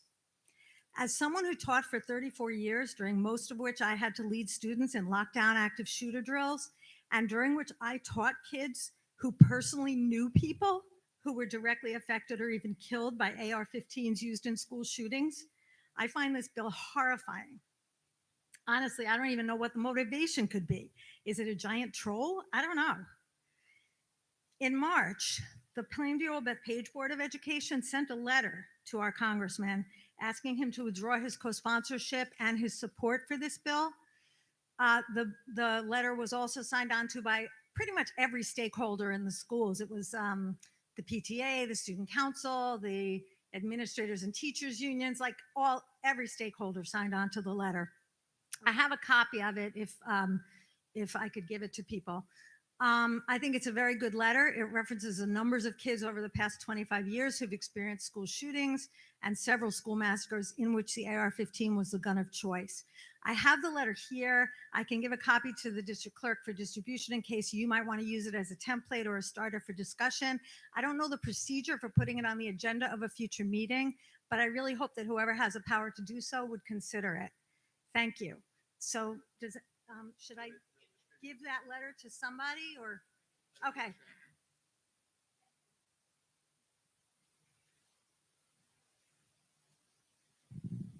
Thank you, Judy. Anyone else? Good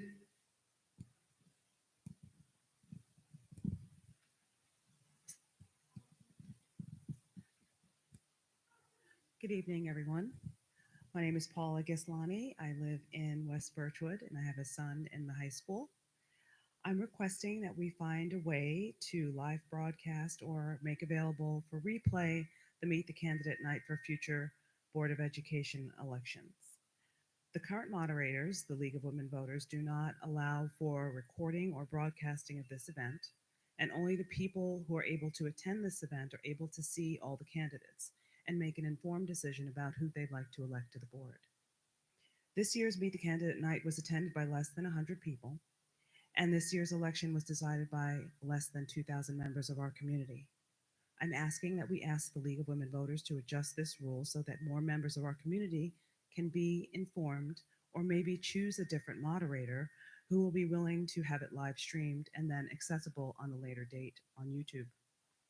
Maybe we can find a way to involve our students and encourage civic engagement. I think if more people were able to actually meet the candidates, we would have more informed voters and a greater number of voters. Thank you, Paula. Anyone else? Denise, are there any emails?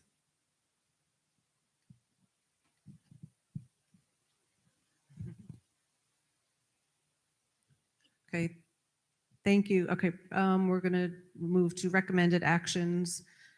Be it resolved that the Board of Education make any necessary corrections and move the approval of the minutes of the regular meeting dated April 19th, 2023, executive session dated May 4th, 2023, and the budget and board election dated May 16th, 2023. Do I have a motion?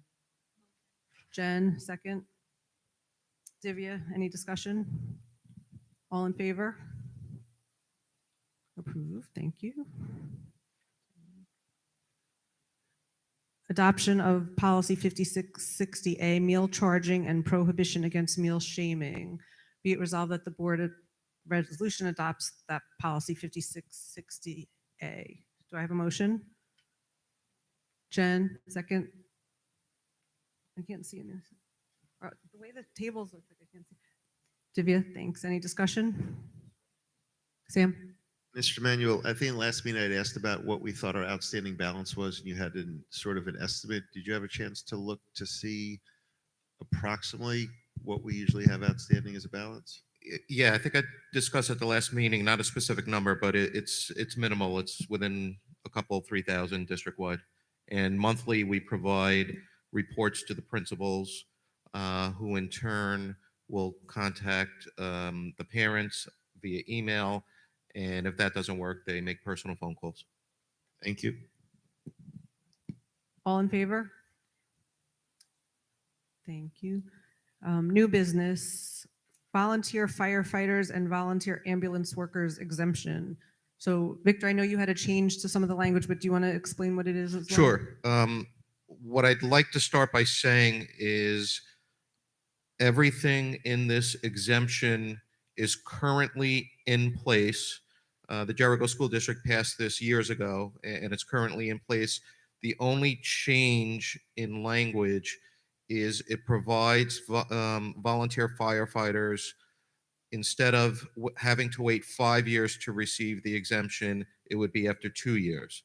That's the only change overall in the exemption language. I want to make an actual change to the 5th paragraph, where it says, be it further resolved that pursuant to New York State Property Law Section 466, the Board of Education requires that application be made. It currently says to the Assistant Superintendent for Business. That is not the case.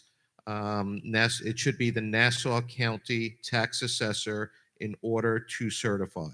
So I'm crossing out Assistant Superintendent for Business, replacing it with Nassau County Tax Assessor, and striking for the school district. Many school districts, the law was written because many school districts upstate are also the tax assessors for the school district. So that's the reason it was originally written that way. In Nassau County, it's different. So I'm reflecting the language accordingly. So the change from what we previously had adopted was that you need to serve on the fire as a firefighter for 5 years to get the exemption. Now you only have to serve for 2 years? That's correct. And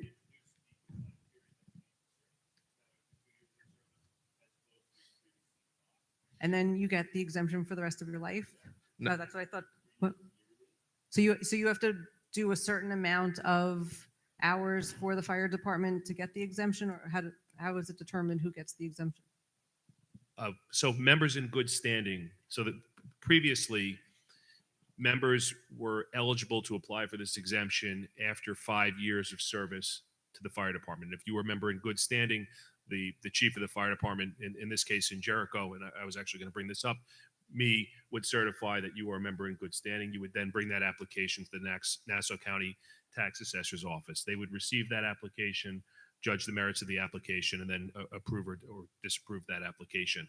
It has always been the case that after 20 years of service, you receive a lifetime exemption, and then widows or widowers of members would also continue to receive that exemption. But again, in this case, the only change is they've reduced the period of time of service from 5 years to 2 years. Okay. I just wanted to ask, do we know, Mr. Manuel, I guess this question is for you, how many residents currently receive this exemption for Jericho schools? Off the top of my head, no. And probably a second question, do you know how many additional people will go on to it? I wouldn't have that answer. I wouldn't know who's currently at 2 years, 3 years, or 4 years. Yeah, Chris. I was actually going to bring this up just in the interest of full transparency.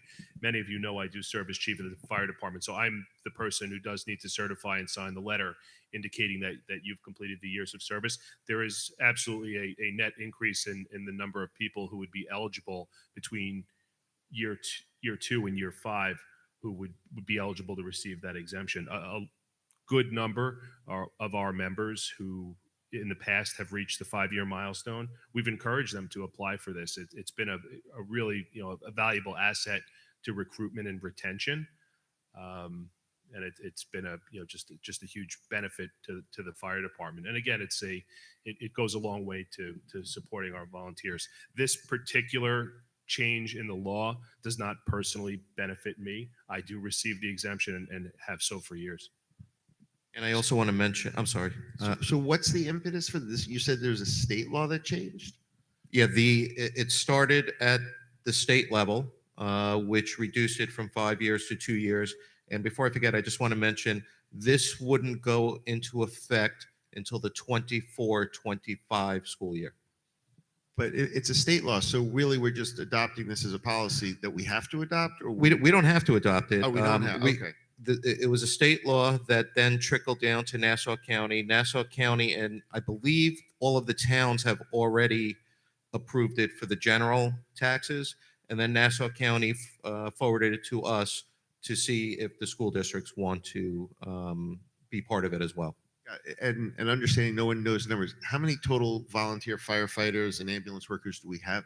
I'll refer to. No, I was asking Dr. Foresto. I thought Okay. he would know how many people there are in your. So currently, the Jericho Fire Department has approximately 120 members. Not every member of the Jericho Fire Department lives within the Jericho Fire District or its protected areas.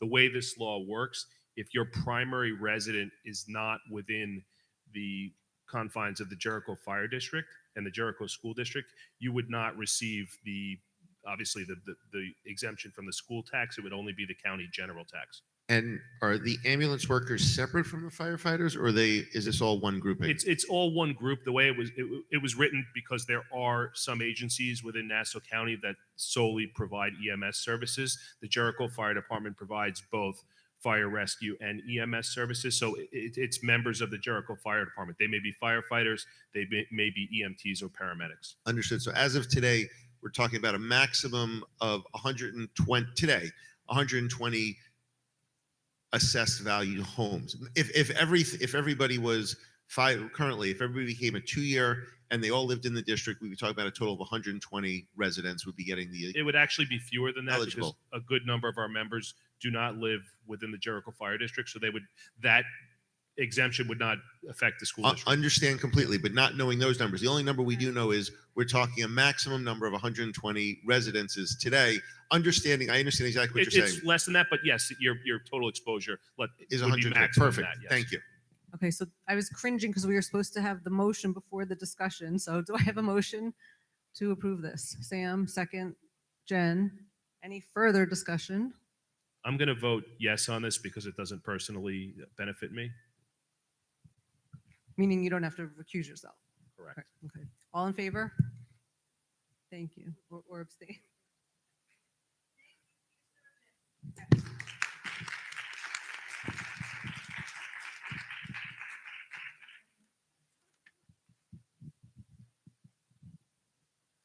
adoption of healthcare and mental hygiene worker bonus.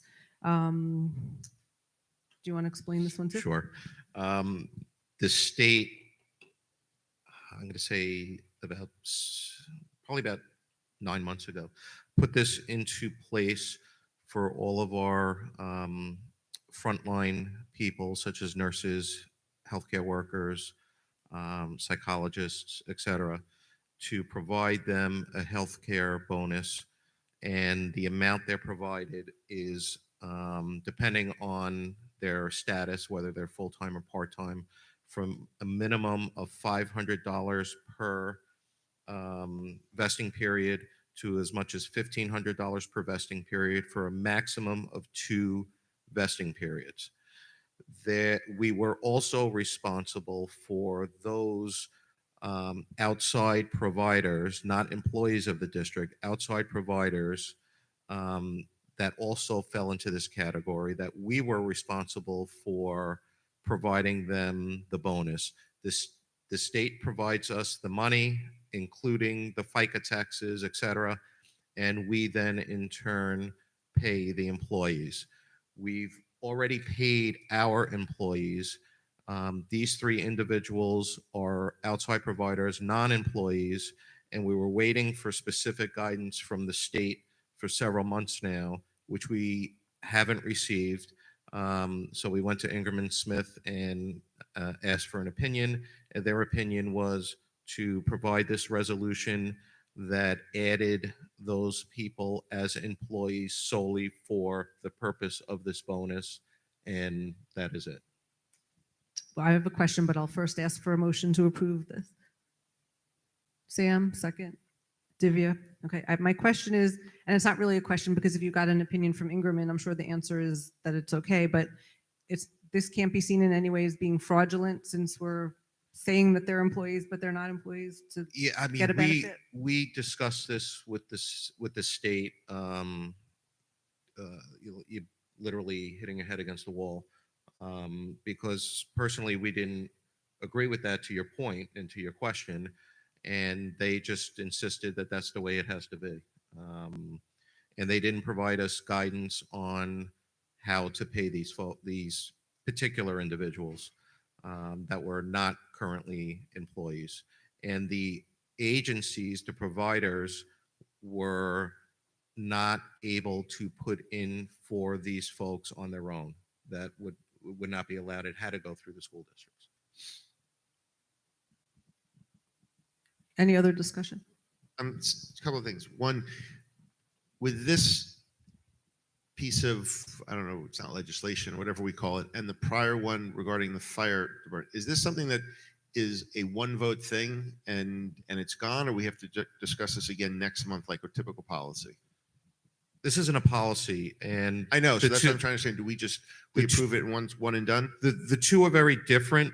The healthcare bonus, the one we're speaking of now, is a one and done.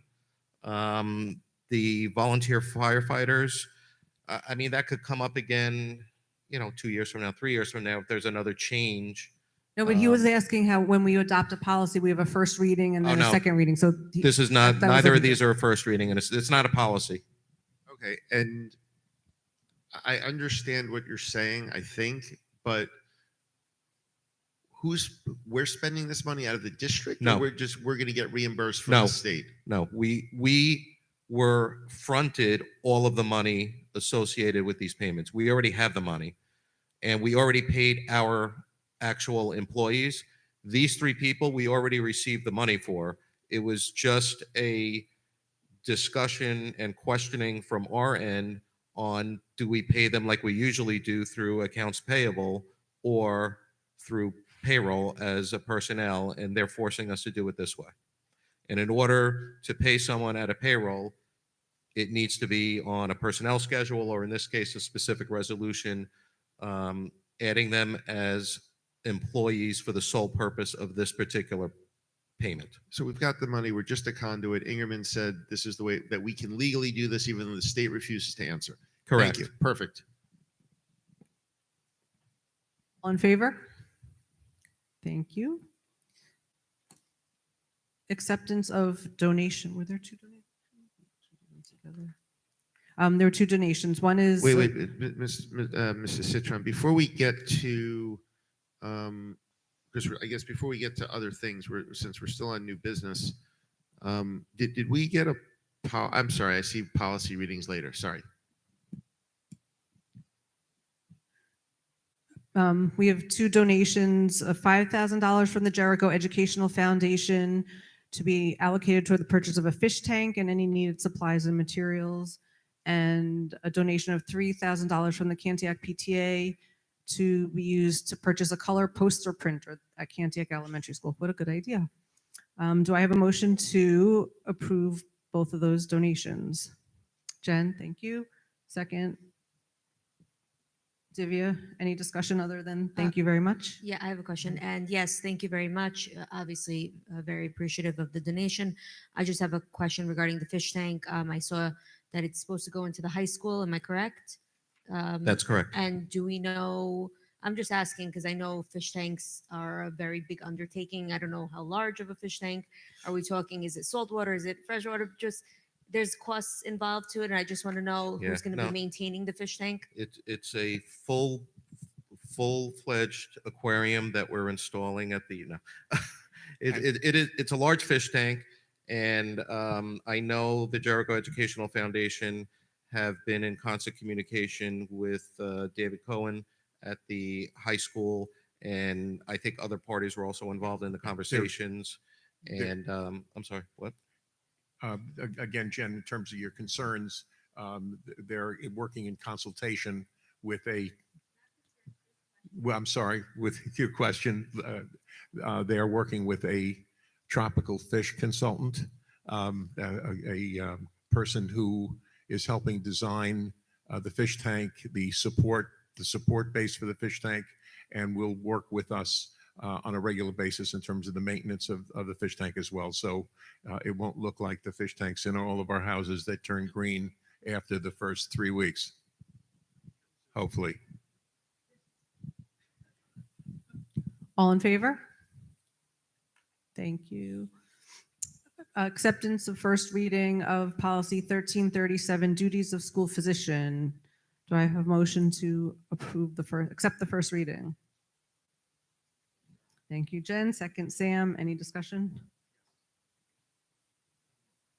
Why are we, and again, I defer to the two doctors on the end, but why are we accepting a nurse practitioner to do these things? Don't we want an actual physician as the district physician? No offense to nurse practitioners in the least, but Sure, I'll start. one of the doctors. That- Go ahead, Mr. Goodsad. The reason why the policy says school physician or nurse practitioner is the law allows for a nurse practitioner to serve as a school physician in the school district. So it's not precluded. I understand. No, I understand that. I was asking as a policy, do we not want physicians if we're talking about the health of our students? Again, I defer to the doctors at the end. I protest that there's one of the things I don't know as much about, but I know there's a difference between a physician and a nurse practitioner.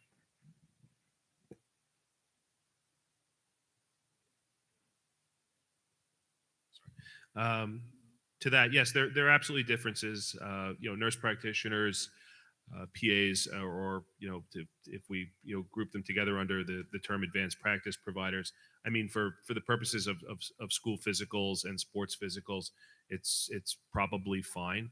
But again, it's really it comes down to a decision as to whether you wanted to have an advanced practice provider or a MD or DO completing those examinations. I don't see a big disadvantage one way or the other. It probably also comes down to who's available and what the pool of possible providers looks like in a given year. And some of those things I'd understand, but especially at the end where we talk about conducting medical consultation of employees at the request of the board, I think that has to do with things that we'd be interested in. I'm just not sure, if we're going to be doing things like that, that it should be. Again, my understanding is there is a material difference, and whether or not I understand some of these might be fine for a nurse practitioner, or all of these suitable for a nurse practitioner. Should some of these really be a physician? And the way I read the policies, we are appointing one person to do that. and that will be the official medical professional, I guess it is, of the district who would be doing all these things. I'm trying to understand the policy, not so much criticize. No, not at all to criticize it, but trying to understand it. Are we, I don't know that we're appointing just one person to do all this. I think, Yeah, I could step back. I'll step back in at this point. So, for example, specifically with regards to letter J, you know, your school physician is not going to be someone that can do everything, neuropsych, psychology, so on and so forth. And the thing that provides services or medical consultation at the request of the board is an educational law 913 examination. So to the extent that the district requires that mental health examination be considered, the board would appoint a psychologist or psychiatrist to conduct that evaluation.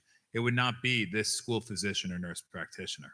So The way you the do policy appoint- reads, though, it says the school physician will be appointed by the board. I was reading it as we're appointing one person to do all these things. Generally speaking, yes, you are. But to the extent that your school physician isn't qualified to do those certain things, then you appoint an additional school physician for the purposes of conducting that evaluation. Just out of curiosity, just doing a memory check, at our reorganization meeting, don't we approve a list of physicians? I don't recall. Yeah, Victor, your recollection? Again, You my look like you were recollection. looking right at me. Yeah, at the July reorganization meeting that we actually appoint a list of physicians. I believe we do, yes. And again, Sam, I think, if you look at history, I think we designate physician versus nurse practitioner based upon the service that we're looking for. And I know the exact schedule you're talking about, and I agree with that. The problem I had was the policy said the school physician. I thought this was referring to something a little bit different, where we're appointing a school physician, not, I mean, the school physicians or practitioners will be appointed by the board. I thought we were talking about something different, but I am completely, yes, your memory is fine on this one, that we do have a list of doctors. And I think, and again, I'm not trusting my memory from July, but I think in that list, there is a singular. Well, I could give you an example. The physicals for the athletes. If a parent, for whatever reason, doesn't have their own pediatrician, we provide one for them to get the physicals. Correct? I mean, I think at the end of the day, I'm just saying, should we just make school physicians or nurse practitioners will be appointed by the board? Again, I don't really think everybody's in agreement. I just didn't understand. Oh, so you just what want to we were make it doing here. plural? I don't want to do anything. I was trying to understand it. Now that I understand it, I think it's just school physicians or nurse practitioners will be appointed by the board as needed. Plural, It- exactly. it looked like in July, we hired Mount Sinai South, the whole company. Which is a consortium.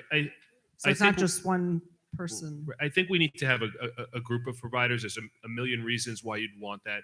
Like Mr. Goodstead said, there may be specialty services. And again, any responsible licensed provider is going to make the appropriate referral. There may be a case of a young woman who doesn't want to be examined by a male physician and vice versa. So again, we have to have the latitude to appoint appropriate people to perform these physicals and interactions. Agreed 100%. That's not what the policy says. No, I believe you're reading, and as you should, you're reading the policy a little too literally. Move on, then we'll vote it and. No, move on. generally speaking, the law requires the district to appoint a school physician. If there's a need for other things, that's what happens, and that's why Sinai is. So just when we were out, you pulled us back in. So we do need to appoint one specific school physician. You have your entity is the physician. It's not doesn't have to be. Oh, it can be an okay. Thank you. That's why. Yep. So the prior policy just said the duties of the school physician shall include, and then this one added the school physician or nurse practitioner will be appointed by the board.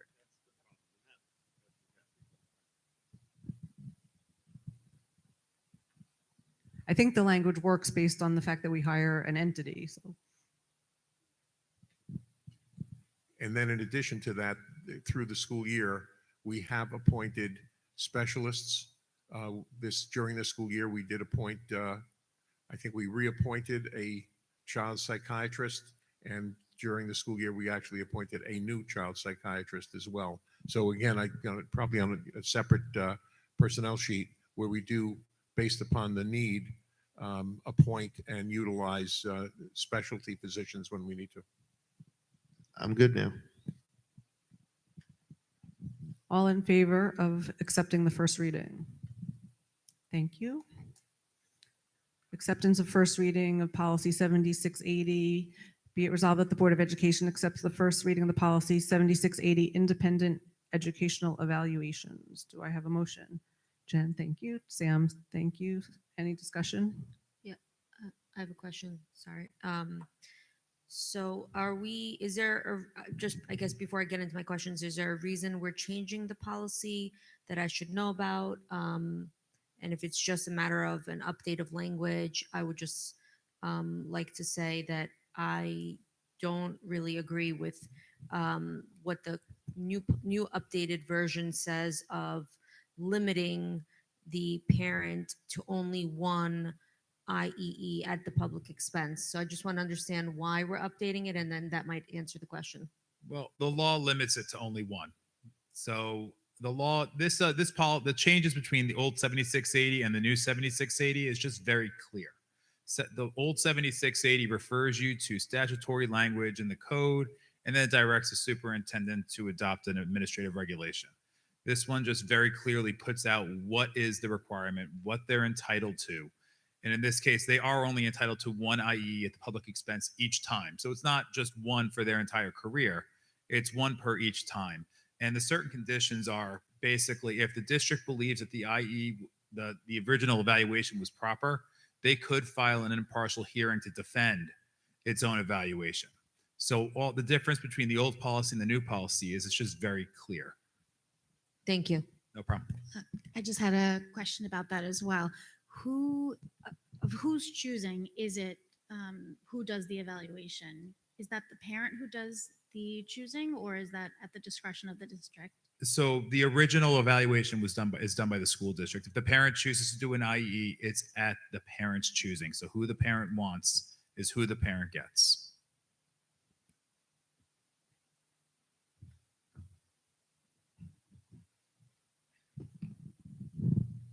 All in favor of accepting the first reading? Thank you. Do I have a motion to approve schedules ID? Ms. Citron, before we get that, we were supposed to be reviewing a new draft of 3270 at this meeting as part of new business, I thought. Based on our meeting last meeting, we had put forward a whole bunch of suggestions where Ingerman was going to be presenting us with a new draft of 3270. If Mr. Goodstat wasn't part of, I know he wasn't at that meeting, so perhaps that policy wasn't passed along to him. Yeah, that's the facilities policy, right? I'll take responsibility for that. There was a draft sent and I didn't have time to look at it enough because of the election. So we'll push it on the next month. And that's it. But so there was a draft prepared, but the board didn't get to see it?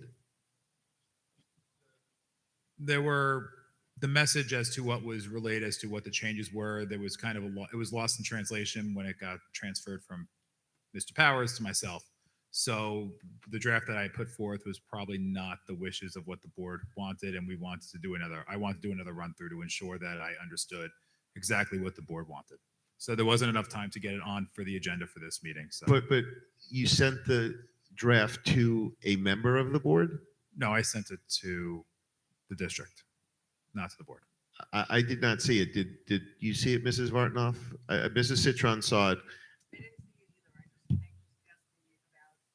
You just said you got it, but you didn't have a chance to review it. But you have a draft? Oh, okay. I thought you said you got it, you didn't review it. Okay, so you're working on another. So how do you know that the draft didn't reflect what was discussed at the meeting? Reviewing and conversations with the district. Who in the district? Mr. Grishman. Okay, that's what I'm trying to understand. Yes. Okay, So it's thank like, you. yep.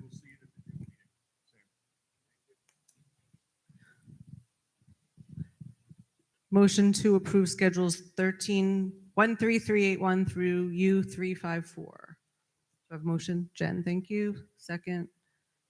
Chris, Any discussion? I have questions, but, well, let me see what mine is on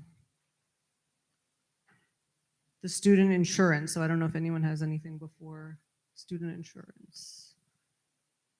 I didn't write down what the number Student was. accident insurance? Yeah. What's your The- question? It has in the pricing, it says it's a price based on per student. So I just wanted to understand how that's calculated, because as we've seen, the number of students has gone up a couple hundred during the year. So how does that It's work? based on an estimate at this point when we go out for the RFP, and there's two categories. There is overall student accident insurance numbers that we're providing them, the overall enrollment, and then they ask specifically additionally about the number of football players that are playing for the team, and we estimate that as well. The difference that they look at both of that is because obviously football is one of the more riskier sports for injuries, and they need to know that information before they provide the quotation for it.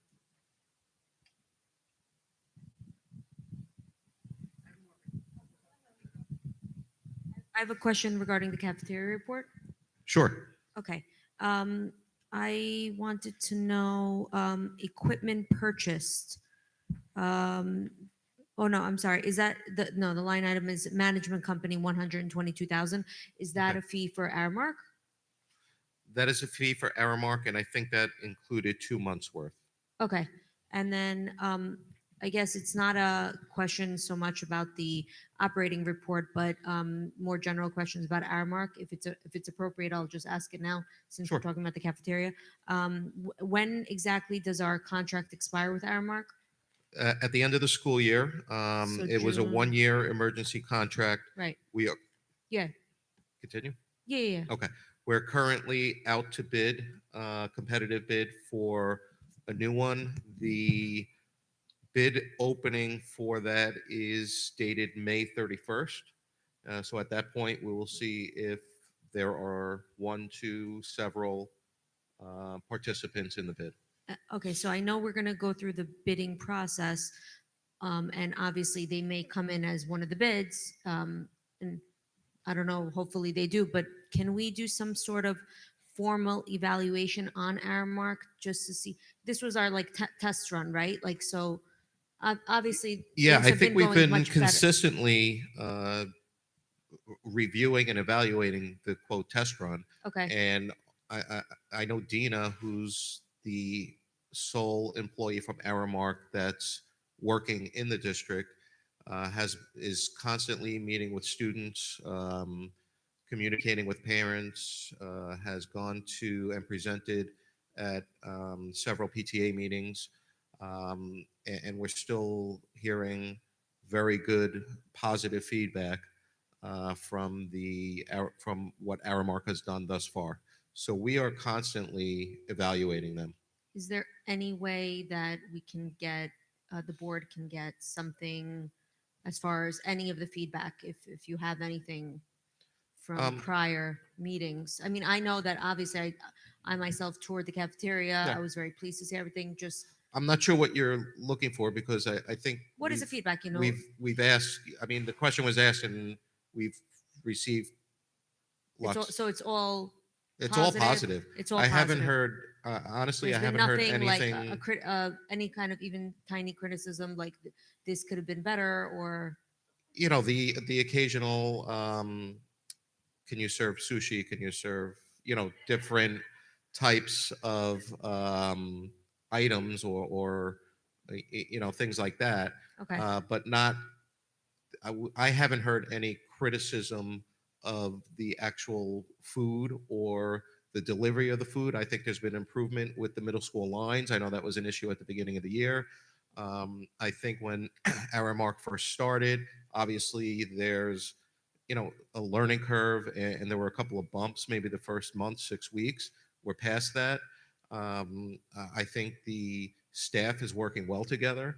I think the kids are excited about it. She even met with elementary students along with the principals.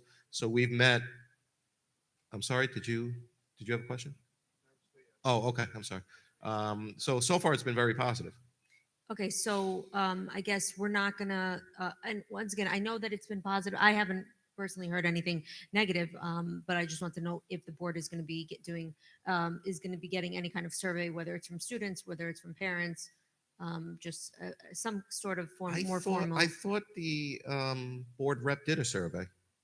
She did, right? And we Yeah, that presented. was, a few months ago. I just No, wasn't I sure think- by the end of the year if we were doing any kind of follow-up, that's all. We can. I mean, I think it was kind of recent when the survey was done. I thought it was like think it 4 to was 6 weeks ago. winter. Okay, maybe I'm just remembering it further back, but that's fine. And then just as another follow-up, for the cafeteria, the room that we had visited, do you know, they were serving snacks out of that room? Oh, yes, yes. Was yes. that facelift on, the equipment moved out of it? The equipment and other items were moved out of that area. Okay. There's been no construction or facelift Okay. done at this point. So everything remains except some of the equipment was moved out. Am I correct? All of the things that shouldn't have been in there, we took out. Okay, and then, but there's no plans to do anything with cafeterias, even a minor facelift, whether it's in You the mean back, in that one particular room, or any of the rooms, because I know there's a few rooms where, I'm not saying major renovation, because I know that that's not on the schedule, but is there anything minor that we are fixing up for the cafeteria for well, we're next year? we're fixing up. I don't want to say fixing up. We're replacing equipment as needed. Those couple of rooms. I mean, they're small and they're cement. So unless we're knocking structural walls down, we'll do a paint job, over the summer. It would be minor, but Just to follow up on Mrs. Vartanoff's point, and I forget her last name, and I love to use last names, but Miss Jenna was here for our February 9th board meeting. So she did her presentation on lunch on February 9th, which I assume means her data was collected end of January, early February, which was the first month or month and a half, I think, of the lunch I thought program. it was later. I thought there was a follow up later than that. If it was, That was the only deal- meeting she was at, February 9th? I just looked and I did not see her at the March or April meeting on the agenda. Perhaps she was here, but I only think she comes about 3-4 times a year. So Okay. I have her coming in the February 9th meeting, and she did speak about lunch there, where she gave, as you said, mostly positive feedback. She had a couple of negative feedbacks. But again, that was when Aramark was in their first 30 to 45 days of operation. And Right. everybody looks good on the first 30 to 45 days of dating. So that's why I think Mrs. Vartanoff's just Actually, talking about. I would think the opposite, that it would be a bumpy ride at the beginning. So I was really impressed with those results. But we could do another It's follow up. bumpy, but everybody always looks beautiful. I mean, it's just one of those things. I'll speak to David tomorrow to see if we could do another follow up. That's fine.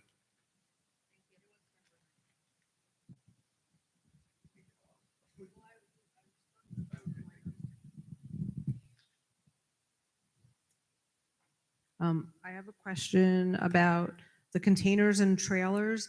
The schedule says, I don't know if it's general prices for trailers or I- it says that we need I believe this is- 14 office trailers. Do we actually use 14 office trailers?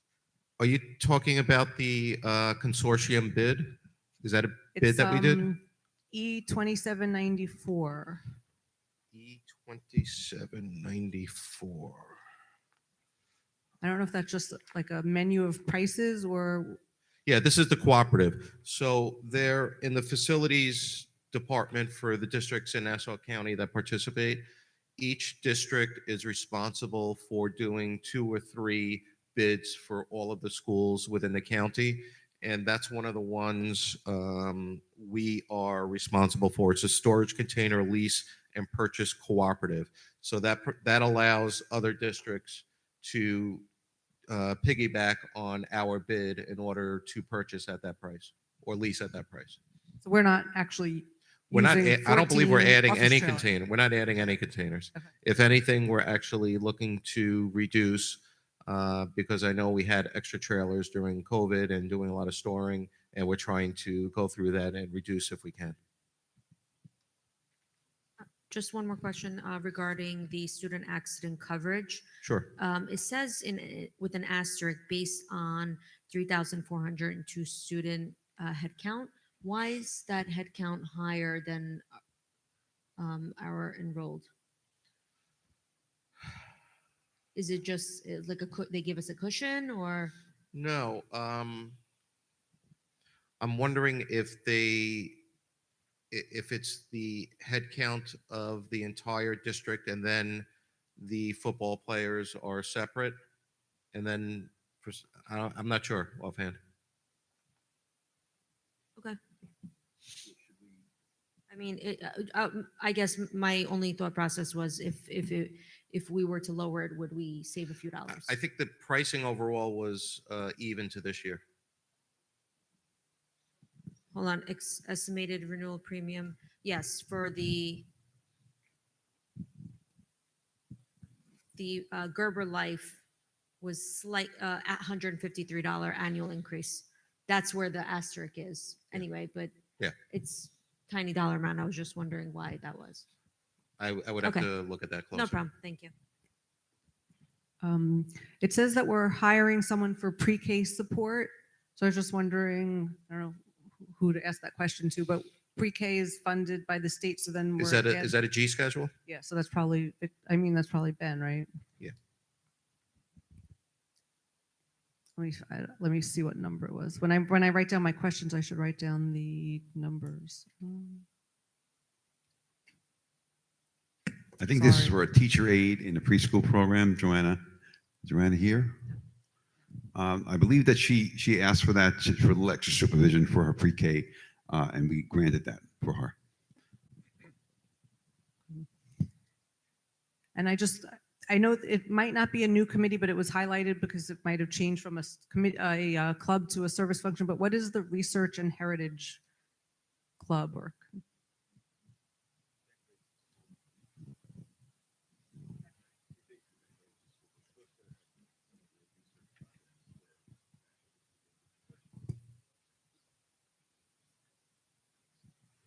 Okay.